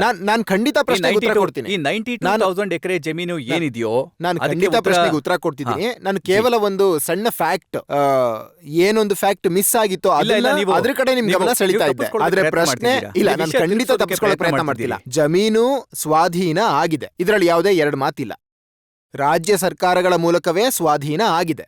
ಅದು ಬೇಕಿದ್ರೆ ಬಿಜೆಪಿಯ ರಾಜ್ಯ ಸರ್ಕಾರ ಆಗಿರ್ಲಿ, ಕಾಂಗ್ರೆಸ್ನ ರಾಜ್ಯ ಸರ್ಕಾರ ಆಗಿರ್ಲಿ, ಅಥವಾ ಸಮಾಜವಾದಿ ಪಾರ್ಟಿ ಆಗಿರ್ಲಿ, BSP ಆಗಿರ್ಲಿ, ಯಾವುದೇ ಸರ್ಕಾರ ಆಗಿರ್ಲಿ, ಇದರಲ್ಲಿ ಎರಡನೇ ಮಾತೇ ಇಲ್ಲ. ಆದ್ರೆ ಈ ಪರಿಸ್ಥಿತಿನ ಸರಿ ಮಾಡೋದಕ್ಕೆ, ನಿಯಂತ್ರಣ ಮಾಡೋದಕ್ಕೆ ನಾವು ಭೂಸ್ವಾಧೀನ ಕಾಯ್ದೆನ ನಾವುಗಳು ಸಂಸತ್ತಿನ ಒಳಗೆ ತಂದಿದ್ವಿ. ನಂಬರ್ 1. ನಂಬರ್ 2, ಪರಿಹಾರದ ಧನ ಈ ಎಲ್ಲ ಉದಾಹರಣೆಗಳಲ್ಲೂ ಕೊಡಲಾಗಿತ್ತು. ಇನ್ನು 3ನೇದು ನಮ್ಮ ವಿಷಯ ಏನು? ನಮ್ಮ ವಿಷಯ ಏನಂದ್ರೆ, ಒಂದು ವೇಳೆ ಜಮೀನು ರೈತಂದಾಗಿದ್ರೆ ಮತ್ತೆ ರೈತ ಈ ದೇಶದಲ್ಲಿ ಇವತ್ತಿದ್ದಾನೆ ಅಂದ್ರೆ, ಆಗ ಆ ರೈತನ ಅನುಮತಿ ಇಲ್ಲದೆ ನೀವು ಜಮೀನನ್ನ ಸ್ವಾಧೀನ ಮಾಡಬಾರ್ದು. ರೈತನ ಅನುಮತಿ ತಗೊಳ್ಳೋದ್ರಲ್ಲಿ ನಿಮ್ಗೇನು ಕಷ್ಟ ಇದೆ? ಮೊದಲನೇ ವಿಷಯ. ಎರಡನೇದು, ಸಾಮಾಜಿಕ ಪ್ರಭಾವದ ಅಂದಾಜಿರಬಾರ್ದಾ? ಮತ್ತೆ ಯಾವಾಗ ರಜಜ್ಜಿ, ನಂಗೆ ಆಶ್ಚರ್ಯ ಆಗ್ತಿದೆ, ನೀವು ಕೂಡ ಕೇಳ್ತಿದ್ದೀರಾ, ನಾನು ಕೇಳ್ತಿದ್ದೀನಿ, ಬಜೆಟ್ನಲ್ಲಿ ಯಾವಾಗ ಈ ಚರ್ಚೆ ನಡೀತಿತ್ತೋ ಪಾರ್ಲಿಮೆಂಟಲ್ಲಿ, ಸಂಸತ್ತಲ್ಲಿ, ಆಗ ಬಿಜೆಪಿ ಕಡೆಯಿಂದ ರಾಜನಾಥ್ ಸಿಂಗ್ ಜಿ, ಹುಕುಂ ನಾರಾಯಣ್ ಸಿಂಗ್ ಜಿ, ಸುಷ್ಮಾ ಸ್ವರಾಜ್ ಜಿ ಅವ್ರು ಹೇಳಿದ್ರು ಏನಂದ್ರೆ, ಒಂದು ಎಳೆ ಜಮೀನನ್ನ ಕೂಡ ತಗೊಳ್ಳೋ ಹಾಗಿಲ್ಲ ಸೋಷಿಯಲ್ ಇಂಪ್ಯಾಕ್ಟ್ ಅಸೆಸ್ಮೆಂಟ್ ಮೂಲಕ. ಒಂದು ಎಳೆ ಜಮೀನನ್ನು ಕೂಡ ತಗೊಳ್ಬಾರ್ದು ಯಾವುದೇ ರೈತನ ಅನುಮತಿ ಇಲ್ಲದೆ. ಮತ್ತೆ ಮೇಜನ್ನ ತಡ್ತಾ ಇದ್ರು. ಯಾವಾಗ ಆ ಬಿಲ್ ಅಂಗೀಕಾರ ಆಯ್ತೋ, 1 ವರ್ಷದಲ್ಲಿ ಏನು ಒಳ್ಳೆ ದಿನಗಳು ಬಂದ್ಬಿಟ್ವಾ? ಏನಂದ್ರೆ ನೀವು ಬದಲಾವಣೆ ಮಾಡ್ಬೇಕಾಯ್ತು. ಸಿಂಧ್ಯಾಜಿ, ಸೋನಿಯಾ ಗಾಂಧೀಜಿ ಕಾಂಗ್ರೆಸ್ನ ಅಧ್ಯಕ್ಷರು ಜೈಪುರ್ನಲ್ಲಿ ಭಾಷಣ ಮಾಡ್ತಿದ್ರು. ಯಾವುದೋ ಮಲ್ಟಿಕ್ರಾಪ್ ಜಮೀನಾಗಿರುತ್ತೋ ಯಾವುದೇ ಪರಿಸ್ಥಿತಿನಲ್ಲೂ ರೈತರಿಂದ ಆ ಜಮೀನನ್ನ ತಗೊಳ್ಬಾರ್ದು ಅಂತ. ಅಂದ್ರೆ ಒಂದರ ನಂತರ ಒಂದು ಹೆಚ್ಚು ಬೆಳೆ ಬೆಳೆಯೋ. ಬಹುಬೆಳೆಗಳ ಜಮೀನು ಜಿ. ಆದ್ರೆ ಹರಿಯಾಣದಲ್ಲಿ ನಿಮ್ಮದೇ ಸರ್ಕಾರ ಇತ್ತು. 20,000 ಎಕರೆ ಜಮೀನು. ಸೆಕ್ಷನ್ 4 ಮತ್ತೆ ಸೆಕ್ಷನ್ 5ರ ನೋಟಿಸ್ ಜಾರಿಯಾದ್ವು. ಆ ಜಮೀನನ್ನ ರೈತರಿಂದ ತಗೊಳ್ಳಾಯಿತು. ಮತ್ತೆ ಅದರ ಕೆಲವು ದಿನಗಳ ನಂತರ ಇದು ಗುಡ್ಗಾಂವ್, ಸೋನಿಪತ್, ಫರೀದಾಬಾದ್ನ ಬಂಗಾರ ಕೊಡೋ ಜಮೀನ್ ಏನಿತ್ತು, ಆ ಜಮೀನಿನ ಮೇಲೆ ರೆಸಿಡೆನ್ಷಿಯಲ್ ಕಾಲೋನಿ ಮಾಡೋದಕ್ಕೆ ಪರ್ಮಿಷನ್ನ ಕೊಟ್ಬಿಟ್ರು. ಹಗಲು ರಾತ್ರಿ 2ರಿಂದ 4, 4ರಿಂದ 8, 8ರಿಂದ 16 ಆಯ್ತು. ನೋಡಿ ಆ, ಖಂಡಿತ ಇದು ಆಗಿರುತ್ತೆ. ಒಂದ್ ವೇಳೆ ಯಾವತ್ತೂ ನೀವ್ ನೀವು ಈ ಹೇಳಿದಿರಾ ಪ್ರಶ್ನೆನ ಅಂದ್ರೆ ಎತ್ತಿಲ್ವಾ? ಇಲ್ಲ, ಖಂಡಿತ ಇದು ಆಗಿರುತ್ತೆ. ಒಂದ್ ವೇಳೆ ನೀವ್ ಎತ್ತಿದ್ದೀರಾ ಒಂದ್ ಅಂದ್ರೆ ವೇಳೆ ನಾನ್ ನೀವು ಹೇಳ್ತಿದೀನಿ. ರೈತರಿಗೆ ಇಷ್ಟೊಂದು ಒಳ್ಳೇದನ್ನ ಬಯಸ್ತೀರಾ ಇದಕ್ಕೋಸ್ಕರನೇ ಅಂತಂದ್ರೆ ಇದನ್ನ ಯಾಕೆ ತಡೀಲಿಕ್ಕಾಗ್ಲಿಲ್ಲ? ರಜಚ್ಚಿ, ಇದಕ್ಕೋಸ್ಕರನೇ ಭೂಸ್ವಾಧೀನ ಬಿಲ್ನಲ್ಲಿ ಬಹುಬೆಳೆಗಳ ಜಮೀನಿನ ಮೇಲೆ ಸ್ವಾಧೀನ ಮಾಡೋದಕ್ಕೆ ಅದರ ಮೇಲೆ ನಿಷೇಧ ಮತ್ತು ಕಡಿವಾಣ ಪೂರ್ತಿಯಾದ ರೀತಿಯಲ್ಲಿ ಹಾಕಲಾಗಿದೆ. ಅದನ್ನ ಈ ಬಿಜೆಪಿ ಸರ್ಕಾರ ತೆಗ್ದಾಕೋಕ್ ನೋಡ್ತಿದೆ. ಇವರ ಏನು ಸುಗ್ರೀವಾಜ್ಞೆ ಇವ್ರೇನ್ ತಂದಿದ್ದಾರೋ ಮತ್ತೆ ಆರ್ಡಿನೆನ್ಸ್ 1 ಸಲ ಅಲ್ಲ, 2 ಸಲ ಅಲ್ಲ, 3ನೇ ಸಲ ಇವ್ರು ತಂದ್ರು. ಮೊದಲನೇ ಸಲ ದೇಶದ ಇತಿಹಾಸದಲ್ಲೇ ರಾಜ್ಯಸಭೆನ ಭಂಗ ಮಾಡಲಾಯ್ತು. ಆರ್ಡಿನೆನ್ಸ್ನ ಸುಗ್ರೀವಾಜ್ಞೆನ ಮತ್ತೊಮ್ಮೆ ಮಂಡಿಸೋದಕ್ಕೋಸ್ಕರ. ಹಾಗಾದ್ರೆ ಇದು ಪ್ರಜಾಪ್ರಭುತ್ವದ ಮೌಲ್ಯಗಳು ಮತ್ತು ಪ್ರಕ್ರಿಯೆಗೆ ವಿರುದ್ಧ ಅಲ್ವಾ? ಆದ್ರೆ ನೀವು ನೀವೇನು ಯಾವಾಗ ಹಠ ನೀವು- ಏನ್ ಹಿಡ್ದಿದ್ದೀರಾ ಏನಂದ್ರೆ my way are the highway. ನಾನು ಸುಗ್ರೀವಾಜ್ಞೆನ 1 ಸಲ ತರಲ್ಲ, ನಮ್ಮ ಸರ್ಕಾರ 1 ಸಲ ತರಲ್ಲ, 2 ಸಲ ತರಲ್ಲ, ನಾವಂತೂ 3 ಸಲ ತರ್ತೀವಿ. ಮತ್ತು ಅವಶ್ಯಕತೆ ಬಿದ್ರೆ ನಾವು 4ನೇ ಸಲನೂ ತರ್ತೀವಿ. ಇದೆಲ್ಲ ಪ್ರಜಾಪ್ರಭುತ್ವದ ವಿರುದ್ಧ ಅಲ್ವಾ? ನಾನ್ ನಿಮ್ಗೆ ಇನ್ನೊಂದು ಉದಾಹರಣೆ ಕೊಡ್ತೀನಿ. ರಾಬರ್ಟ್ ವಾದ್ರಾ 2009ರಿಂದ 2010 ಮಧ್ಯದಲ್ಲಿ ರಾಜಸ್ಥಾನದಲ್ಲಿ ಅವರು 2000 ಎಕರೆ ಜಮೀನು ಖರೀದಿಸಿದ್ರು. ಆನಂತರ ಆ ಜಮೀನ ಅಕ್ಕಪಕ್ಕ ಸೋಲಾರ್ ಎನರ್ಜಿಯ ಪ್ರಾಜೆಕ್ಟ್ ಬಂದವು. ಆ ಜಮೀನಿನ ಬೆಲೆ ಹಗಲಲ್ಲಿ 2, ರಾತ್ರಿಲಿ 4, ಮಾನೇ ದಿನ 8 ಪಟ್ಟು ಜಾಸ್ತಿ ಆಯ್ತು. ನಾನಿದ್ರ ಬಗ್ಗೆ ಏನ್ ಹೇಳಿ? ಪ್ರತಿ ದೇಶದಲ್ಲೂ ಪ್ರತಿಯೊಬ್ಬ ವ್ಯಕ್ತಿಗೂ ಹಕ್ಕಿದೆ ಜಮೀನ್ ಖರೀದಿ ಮಾಡೋಕೆ. ನೀವ್ ಈ ಸ್ಟುಡಿಯೋ ಮಾಡೋಕೆ ನೋಯ್ಡಾದಲ್ಲಿ ಜಮೀನ್ ಖರೀದಿ ಮಾಡಿದೀರಾ. ಆದ್ರೆ ಆ ಜಮೀನಿನ ಮೇಲೆ ಸ್ಟುಡಿಯೋ ಕಟ್ಟಲಾಗಿದೆ, ಅದ್ರ ಒಳಗೆ ಸರಿ, ನೀವು ಆಯ್ತು. ಕೂತಿದ್ದೀರಾ. ಈಗ ಸ್ಟುಡಿಯೋ ಮಾಡಿದೀರಾ ಅಂದ್ರೆ ಈ ಇದು ನೀವು ಇಲ್ಲ, ಜಮೀನ್ ಖರೀದಿ ಒಂದ್ ವೇಳೆ ಮಾಡಿ. ನೀವು ಸ್ಟುಡಿಯೋ ಮಾಡಕ್ ಇಷ್ಟಪಡಲ್ಲ ಅಂದ್ರೆ ಮತ್ತೆ ನಾನು ಖರೀದಿ ಮಾಡಿದೀನಿ, ಹೂಡಿಕೆ ಮಾಡಿದೀನಿ, 10 ವರ್ಷ ಹೋಲ್ಡ್ ಮಾಡಿದೀನಿ. ಅವರು 10 ವರ್ಷ ಹೋಲ್ಡ್ ಮಾಡಿರ್ಲಿಲ್ಲ. ಒಂದ್ ವೇಳೆ ನೀವು 10 ವರ್ಷ ಹೋಲ್ಡ್ ಮಾಡಿದಿರಾ ಅಂದ್ರೆ 2 ವರ್ಷ ಹೋಲ್ಡ್ ಮಾಡಿಲ್ಲ ಇಲ್ಲ. ಅಂದ್ರೆ ಒಂದ್ ವೇಳೆ ನೀವು ಯಾವುದೇ ನಿಯಮದ ಉಲ್ಲಂಘನೆ ಮಾಡಿದಿರಾ ಅಂದ್ರೆ ನೀವು ರಾಬರ್ಟ್ ವಾದ್ರಾ ಹೆಸರು ನೋಡಿ, ನಾನ್ ಹೆದರ್ಕೋತಾ ಇಲ್ಲ, ನಾನ್ ಖಂಡಿತ ಹೆದರ್ಕೋತಾ ಇಲ್ಲ. ನಿಮ್ಗೂ ಕೂಡ ಆಶ್ಚರ್ಯ ಆಗತ್ತೆ ಇದನ್ನ ತಿಳ್ಕೊಂಡು. ಹರಿಯಾಣದಲ್ಲಿ 3.5 ಎಕರೆ ಜಮೀನನ್ನ ಅವರು ಖರೀದಿಸಿದ್ರು. ಅಂಡರ್ ಡೆವಲಪ್ಡ್ ಪ್ಲಾಟ್ ಆಗಿತ್ತು. 18 ದಿನದ ಒಳಗಡೆ ಸರ್ಕಾರ ಪರ್ಮಿಷನ್ ಕೊಟ್ಬಿಡ್ತು. ಆ ರೈತನ ಜಮೀನನ್ನ ಕಮರ್ಷಿಯಲ್ ಮಾಡ್ಕೊಡ್ತು. ಯಾವಾಗ ಕಮರ್ಷಿಯಲ್ ಮಾಡಿದ್ರು ಅವರು ಇನ್ನೊಂದು ಕಂಪನಿಗೆ ಕೊಟ್ಟುಬಿಟ್ರು. ಅವರು ಅದ್ರ ಮೇಲೆ ಕೇವಲ ಸಾವಿರಾರು ರೂಪಾಯಿಗಳನ್ನ ಹಾಕಿದ್ರು. ಅವ್ರಿಗೆ ಕೋಟ್ಯಾಂತರ ರೂಪಾಯಿ ಸಿಕ್ತು. ಇದು ಜಾದು. ಇದನ್ನ ನೀವು ಯಾವುದೇ ಎಂಟರ್ಪ್ರಿನ್ಯೂರ್ ಜೊತೆಗೆ ಸೇರ್ಸಕ್ಕಾಗಲ್ಲ. ಮತ್ತೆ ಇದು ಯಾತಕ್ಕಾಯ್ತು ಅಂತಂದ್ರೆ, ಯಾಕಂದ್ರೆ ಅವರ ಮದರ್ ಇನ್ ಲಾ ಸೋನಿಯಾಜಿ ಆಗಿದ್ದಾರೆ. ಪ್ರತಿಯೊಬ್ಬ ವ್ಯಕ್ತಿಗೂ ಈ ದೇಶದಲ್ಲಿ ಹಕ್ಕಿದೆ, ಯಾವ ತರ ಹೇಗೆ ಅವರು ತಮ್ಮ ಬಿಸ್ನೆಸ್ ಮಾಡೋಕೆ, ಹೂಡಿಕೆ ಮಾಡೋಕೆ. ಮತ್ತೊಂದ್ ವೇಳೆ ಯಾವುದೇ ನಿಯಮಗಳ ಉಲ್ಲಂಘನೆ ಆಗಿದ್ರೆ, ಇವತ್ತು ಹರಿಯಾಣದಲ್ಲಿ ಬಿಜೆಪಿ ಸರ್ಕಾರನೇ ಇದೆ, ಕೇಂದ್ರದಲ್ಲೂ ಬಿಜೆಪಿ ಸರ್ಕಾರನೇ ಇರೋದಲ್ವಾ? ತನಿಖೆ ಮಾಡ್ಲಿ, ಯಾವುದೇ ಸಮಸ್ಯೆ ಇಲ್ಲ. ತನಿಖೆ ಹಾ, ನಡೆಯುತ್ತಿದೆ. ಹೌದು, ಖಂಡಿತ ಮಾಡ್ಲಿ. ನಮ್ಗಂತೂ ವಿಶ್ವಾಸ ಇದೆ. ಏನಂದ್ರೆ ಪೂರ್ತಿಯಾಗಿ ಏನು ನಿಯಮ ಇದೆಯೋ ಅದನ್ನ ಪಾಲನೆ ಮಾಡಿನೇ ಅವರು ಮಾಡಿರೋದು. ಆ ಕಮಿಟಿ ಏನಾಗಿದೆ, ತನಿಖೆ ಮಾಡ್ಲಿ. ನಾನ್ ಏನ್ ಹೇಳೋದಕ್ಕೆ ಇಷ್ಟಪಡ್ತೀನಿ ಅಂದ್ರೆ, ಯಾರ ಮನೆ ಗಾಜಿಂದಾಗಿರುತ್ತಲ್ಲ ಅವರು ಬೇರೆಯವ್ರ ಮನೆ ಮೇಲೆ ಕಲ್ಲು ಹೊಡೆಯಲ್ಲ. ನಾನು ನಿಮ್ಮ ಹತ್ರ ಇದನ್ನೇ ಹೇಳೋಕೆ ಇಷ್ಟಪಡ್ತೀನಿ. ಏನಂದ್ರೆ ಯಾರ ಹತ್ರ ದೇಶದ ಹಿತ ಮತ್ತೆ ಜನಹಿತದ ಬಗ್ಗೆ ಯೋಚನೆ ಇದೆಯೋ ಅವರಿಗೆ ಪೂರ್ತಿ ಅಧಿಕಾರ ಇದೆ. ಏನಂದ್ರೆ ಆ ಸರ್ಕಾರದಲ್ಲಿ ಅಂತ ಅಧಿನಿಯಮನ ನಾವು ತರಬೇಕಂತ. ನೀವು ಜನವರಿ 1, 2014ಕ್ಕೆ ಕಾನೂನು ತಂದಿದ್ರಿ. 12ನೇ ಮೇ 2015 ತನಕ 29 ರಾಜ್ಯಗಳಲ್ಲಿ ಆ ಬಿಲ್ನ ಅಡಿಯಲ್ಲಿ 1 ಇಂಚು ಜಮೀನು ಕೂಡ ಅಕ್ವೈರ್ ಆಗಿಲ್ಲ. ನಂಗೆ ನೀವ್ ಹೇಳಿ, ಯಾವ ಪ್ರಾಜೆಕ್ಟಿಗೋಸ್ಕರ ಜಮೀನಿನ ಕೊರತೆ ಇದೆ ಈ ದೇಶದಲ್ಲಿ? ಈ ದೇಶದಲ್ಲಿ ಬರಡಾಗಿರೋ ಜಮೀನ್ ಎಷ್ಟಿದೆ? ನಮ್ಮಲ್ಲಿ ಚಂಬಲ್ ಕಣಿವೆಗೆ ಬಂದು ನೋಡಿ ನೀವು. 10 ವರ್ಷದಿಂದ ನಾನು ಕಿರ್ಚಾಡ್ತಿದ್ದೀನಿ ನನ್ನ ರಾಜ್ಯದಲ್ಲಿ ಸರ್ಕಾರಕ್ಕೆ. ಒಂದ್ ವೇಳೆ ನಾವು ಕೈಗಾರೀಕರಣ ಇಷ್ಟಪಡ್ತೀವಿ ಅಂದ್ರೆ ಆಗ ಚಂಬಲ್ನ ಬರಡು ಜಮೀನ ಯಾಕೆ ಸ್ವಾಧೀನ ಮಾಡ್ಕೊಂಡು ಅದನ್ನ ಯಾಕೆ ನಾವು ಬಳಸ್ಕೋಬಾರ್ದು? 10 ವರ್ಷ ನಿಮ್ ಸರ್ಕಾರ ಇತ್ತು, ನೀವ್ ಯಾಕೆ ಬರಡು ಜಮೀನಿನ ಮೇಲೆ ಪ್ರಾಜೆಕ್ಟ್ ಮಾಡಿ? ಅರೇ ಬಾಬಾ, ನನಗಂತೂ ನನಗೆ ತುಂಬಾ ಆಶ್ಚರ್ಯ ಆಗ್ತಿದೆ ನೀವು ಈ ಪ್ರಶ್ನೆ ಮಾಡ್ತಿದ್ದೀರಾ ಅಂತ. ನಾನು ಹೇಳ್ತಿದ್ದೀನಿ, ನನ್ನ ರಾಜ್ಯದಲ್ಲಿ ನಮ್ಮ ಸರ್ಕಾರ ಇಲ್ಲ. ಈ ಸರ್ಕಾರ ರಾಜ್ಯ ಸರ್ಕಾರದ ಜವಾಬ್ದಾರಿ ಆಗಿರುತ್ತೆ. 10 ವರ್ಷ ದಿಗ್ವಿಜಯ್ ಸಿಂಗ್ ಮುಖ್ಯಮಂತ್ರಿ ಆಗಿದ್ರು. ಬರಡು ಜಮೀನಲ್ಲಿ ಎಷ್ಟು ಪ್ರಾಜೆಕ್ಟ್ ಆಯ್ತು? ಜಮೀನಿನ ಕೊರತೆ ಅಂತೂ ಇರ್ಲಿಲ್ಲ ಅಲ್ವಾ? ಜಮೀನಿನ ಕೊರತೆ ಇರ್ಲಿಲ್ಲ ಅಲ್ವಾ? ಪರಿಸ್ಥಿತಿ ಮತ್ತೆ ಏನಾಗಿತ್ತು ನಾವು ರಜತ್ಜಿ ಆ ವಿಧೇಯಕದಲ್ಲಿ ಬರ್ದಿದೀವಿ. ಏನಂದ್ರೆ ಮೊದಲು ಬ್ಯಾರನ್ ಲ್ಯಾಂಡ್ ನ ತಗೊಳ್ಳಿ, ಬರಡು ಜಮೀನ್ ಏನಿದೆಯೋ ಅದನ್ನ ತಗೊಳ್ಳಿ. ನಾನು ಅದನ್ನೇ ಕೇಳ್ತಾ ಇದ್ದೀನಿ. ನಿಮ್ಮ ಸರ್ಕಾರ ಇತ್ತು ಅಂದ್ಮೇಲೆ ಯಾಕೆ ತಗೊಳ್ಳಿಲ್ಲ ಬ್ಯಾರನ್ ಲ್ಯಾಂಡ್? ತಗೊಂಡಿದ್ದಾರೆ ಬ್ಯಾರನ್ ಲ್ಯಾಂಡ್ ನ. ಎಲ್ಲಿ ತಗೊಂಡಿಲ್ಲ? ಯಾಕೆ ತಗೊಂಡಿಲ್ಲ? ಚಂಬಲಲ್ಲಿ ಯಾವಾಗ ನಾವು ಕಳೆದ 15 ವರ್ಷದಿಂದ ಅಂತೂ ನಮ್ ಸರ್ಕಾರ ಇಲ್ಲ ಇಲ್ಲಿ. ಅದಕ್ಕೂ ಮೊದಲು ಕೊರತೆ ಇರ್ಲಿಲ್ಲ ಜಮೀನಿಂದು. ಮತ್ ನಾನು ಹೇಳ್ತಿದ್ದೀನಿ ಏನಂದ್ರೆ, ಒಂದ್ ವೇಳೆ ಜಮೀನಿನ ಕೊರತೆ ಇದ್ರೆ ಅವಾಗ ಯೂಸ್ ಮಾಡ್ಕೊಳ್ಳಿ. ಹೈವೇ ಹೋಗುತ್ತೆ ಅಲ್ಲಿಂದ, ನಿಮ್ಮ ಶತಾಬ್ದಿ ಟ್ರೈನ್ ಹೋಗುತ್ತೆ ಅಲ್ಲಿಂದ. ಮತ್ ಯಾವ ವಿಷಯದ ಕೊರತೆ ಇದೆ? ಯಾಕೆ ನೀವು ಬಹುಬೆಳೆಗಳ ಜಮೀನನ್ನ ಕಬಳಿಸೋಕೆ ಇಷ್ಟಪಡ್ತೀರಾ? ಯಾಕೆ ನೀವು ರೈತನ ಅನುಮತಿ ಇಲ್ಲದೆ ಅವ್ರ ಜಮೀನನ್ನ ತಗೊಳ್ತೀರಾ? ಸಿಂಧ್ಯಾಜಿ, ರೈತನ ಬಹುಬೆಳೆಗಳು- ಮೇಲೆ ನಿಮ್ಮ ಇಷ್ಟೊಂದು ತೀಕ್ಷ್ಣ ಕಣ್ಣು ಯಾಕೆ ಬಿದ್ದಿದೆ? ಹೇಗಾದ್ರೂ ಮಾಡಿ ರೈತ ಹೊಡ್ತಾ ತಿನ್ಲಿ ಅಂತ ಯಾಕೆ? ಸಿಂಧ್ಯಾಜಿ, ಯಾವಾಗ ಹರಿಯಾಣದ ಸರ್ಕಾರ ಬಹುಬೆಳೆಗಳ ನೀವು ಮತ್ತೆ ಅಲ್ಲಿಗೆ ಜಮೀನನ್ನ ಹೋದ್ರಿ? ಯಾವಾಗ ಅವರು ಬಹುಬೆಳೆಗಳ ಜಮೀನನ್ನ ಕಬಳಿಸಿದ್ರು ಆಗ ನೀವ್ಯಾಕೆ ಮಾತಾಡ್ಲಿಲ್ಲ? ನಾನ್ ನಿಮ್ಗೆ ಹೇಳ್ದೆ ಅಲ್ವಾ, ಅನೇಕ ನಾನ್ ರಾಜ್ಯ ಕೇಳ್ತಾ ಇದ್ದೀನಿ. ಸರ್ಕಾರಗಳು ಅನೇಕ ಜಮೀನುಗಳನ್ನ ಕಬಳಿಸಿವೆ. ಸ್ವಾಧೀನ ಮಾಡ್ಕೊಂಡಿರೋದು ಅದು ಬಹುಬೆಳೆಗಳ ಜಮೀನು ಅಲ್ವೋ ಅದನ್ನೇ ನಾವುಗಳು ಒಂದು ನಿಯಮದ ಅನುಸಾರವಾಗಿ ತರೋದಕ್ಕೋಸ್ಕರ ಭೂಸ್ವಾಧೀನ ವಿಧೇಯಕ ತಂದಿದ್ವಿ. ಇಲ್ಲ, ನಾನು ಕೇಳ್ತಾ ಇದ್ದೀನಿ, ಆ ಸಮಯದಲ್ಲಿ ನಿಮ್ಗೆಲ್ಲೂ ನೋವಾಗ್ಲಿಲ್ವಾ ಏನಂದ್ರೆ ರೈತರ ಜಮೀನ ಕಬಳಿಸ್ತಾ ಇದ್ದಾರೆ ಅಂತ? ಆ ಸಮಯದಲ್ಲಿ ನಾವು ನಿಯಮ ತಂದಿದ್ವಿ, ಅದಕ್ಕಿಂತ ಮುಂಚೆನೂ ಪರಿಹಾರದ ನಿಯಮ ಅಥವಾ ಇತ್ತು. ಬಿಲ್ಡರ್ಗೆ ಕೊಡ್ತಾ ಇದ್ದಾರೆ ಅಂತಾನಾ?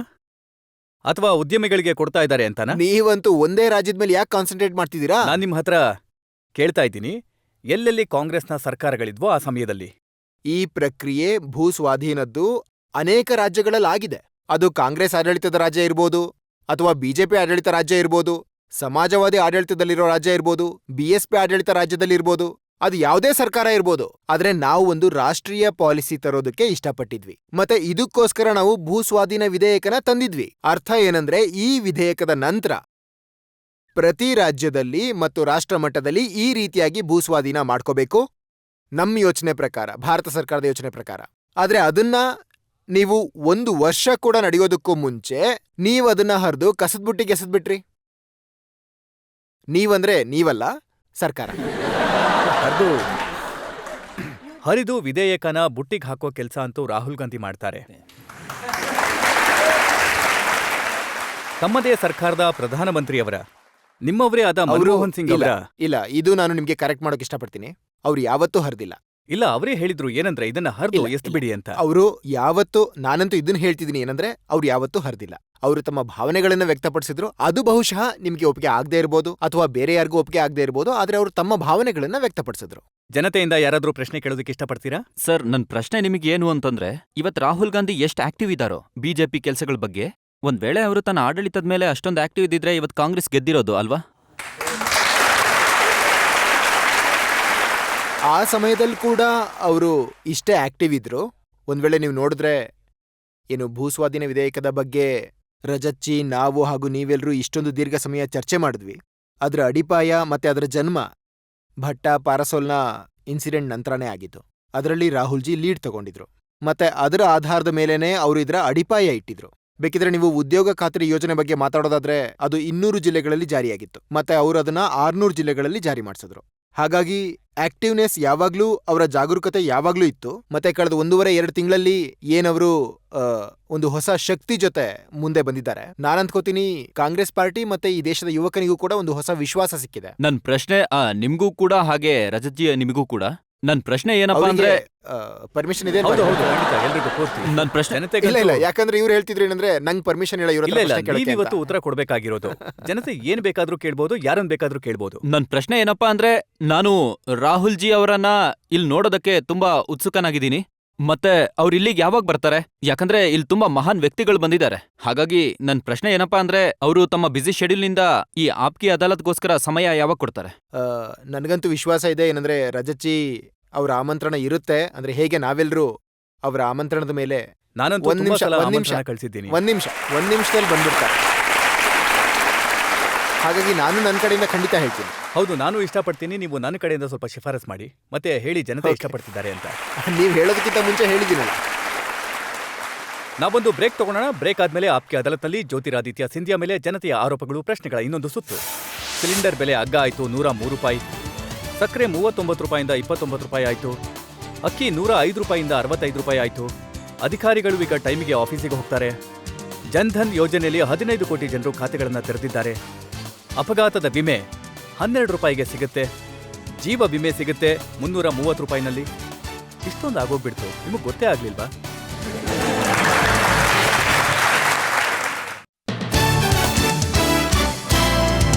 Welcome back. ಆಪ್ಕೆ ಅದಾಲತ್ನಲ್ಲಿ ಇವತ್ತು ನಮ್ಮ ಅತಿಥಿಯಾಗಿದ್ದಾರೆ ಕಾಂಗ್ರೆಸ್ ಪಾರ್ಟಿಯ ನಾಯಕ ಜ್ಯೋತಿರಾದಿತ್ಯ ಸಿಂಧಿಯಾ. ಆಪ್ಕೆ ಅದಾಲತ್ನಲ್ಲಿ ಮುಂದಿನ ಆರೋಪ. ಆಪ್ಕಿ ಅದಾಲತ್ನಲ್ಲಿ ಕಾಂಗ್ರೆಸ್ ಲೀಡರ್ ಜ್ಯೋತಿರಾದಿತ್ಯ ಸಿಂಧಿಯಾ ಮೇಲೆ ಇರುವ ಆರೋಪ, ಇವರು ಜನತೆಯಿಂದ ದೂರ ಆಗೋಗಿದ್ದಾರೆ. ಇತ್ತೀಚೆಗೆ ಮೊಬೈಲ್ ಫೋನ್ಗಳಲ್ಲಿ ಸಾಕಷ್ಟು ಮೆಸೇಜ್ಗಳು ಬರ್ತಾ ಇವೆ. ಮತ್ತೆ ಅವುಗಳಲ್ಲಿ ಬರ್ದಿರುತ್ತೆ, ಸಿಲಿಂಡರ್ ಬೆಲೆ ಅಗ್ಗ ಆಯ್ತು ₹103, ಸಕ್ಕರೆ ₹39 ₹29 ಆಯ್ತು, ಅಕ್ಕಿ ₹105 ₹65 ಆಯ್ತು, ಪೆಟ್ರೋಲ್ ₹83 ಇತ್ತು ₹67 ಆಯ್ತು. ಅಧಿಕಾರಿಗಳು ಈಗ ಟೈಮಿಗೆ ಆಫೀಸಿಗೆ ಹೋಗ್ತಾರೆ. ಇಂಗ್ಲಿಷರ ಕಾಲದ ಕಾನೂನುಗಳು ಅಂತ್ಯ ಆಗ್ತಿವೆ. ಜನ್ಧನ್ ಯೋಜನೆಯಲ್ಲಿ 15 ಕೋಟಿ ಜನರು ಖಾತೆಗಳನ್ನ ತೆರೆದಿದ್ದಾರೆ. ಅಪಘಾತದ ವಿಮೆ ₹12ಗೆ ಸಿಗುತ್ತೆ.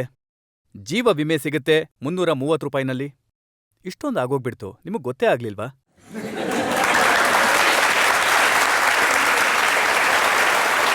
ನೀವು ಟೊಮೆಟೊ ಬೆಲೆ ಕೇಳಿ, ನೀವು ಈರುಳ್ಳಿ ಬೆಲೆ ಕೇಳಿ, ಗ್ರಾಮೀಣ ಭಾಗದಲ್ಲಿ ನೀವು ಪೆಟ್ರೋಲ್ ಡೀಸೆಲ್ ಬಗ್ಗೆ ಮಾತಾಡಿ. ಯಾವುದು ಅಂತಾರಾಷ್ಟ್ರೀಯ ಜಗತ್ತಲ್ಲಿ ಇವತ್ತು 60% ಕುಸಿತ ಆಗಿದೆ. ಎಲ್ಲಿ ರಾಷ್ಟ್ರಮಟ್ಟದಲ್ಲಿ 3%, 4% ಕೂಡ ಕುಸಿತ ಆಗಿಲ್ಲ. ನೀವು ಮಾತಾಡ್ಬೋದು ಈ ಥರ ಅನೇಕ ವಿಷಯಗಳ ಬಗ್ಗೆ. ಯಾವುದು ನೀವು ಈ ಜನಧನ್ ಯೋಜನೆ ಬಗ್ಗೆ ಮಾತಾಡಿದ್ರಿ, 12.5 ಕೋಟಿ ಅಕೌಂಟ್ ಓಪನ್ ಆಗಿವೆ ಕಳೆದ 1 ವರ್ಷದಲ್ಲಿ. ಇದ್ರ ಬಗ್ಗೆ 2 ಮಾತಿಲ್ಲ. ಆದ್ರೆ ನಮಗ್ ಗೊತ್ತಿದೆಯಾ ಈ 12.5 ಕೋಟಿ ಅಕೌಂಟ್ಗಳಲ್ಲಿ ಎಷ್ಟು ಅಕೌಂಟ್ಸಲ್ಲಿ ಝೀರೋ ಬ್ಯಾಲೆನ್ಸ್ ಇದೆ ಅಂತ? 75%, 8.5 ಕೋಟಿ ಅಕೌಂಟ್ಸಲ್ಲಿ ಝೀರೋ ಬ್ಯಾಲೆನ್ಸ್ ಇದೆ. ಯಾಕಂದ್ರೆ ಎಲ್ರೂ ಜನ್ಧನ್ ಯೋಜನೆ ಓಪನ್ ಮಾಡಿದ್ರು. ಯಾಕಂದ್ರೆ ಬಿಜೆಪಿ ಹೇಳಿತ್ತು, ನಾವು ಸರ್ಕಾರಕ್ಕೆ ಬಂದ್ರೆ 15 ಲಕ್ಷ ಕಪ್ಪು ಹಣನ ನಿಮ್ಮ ಅಕೌಂಟಿಗೆ ಹಾಕ್ತೀವಿ ಅಂತ.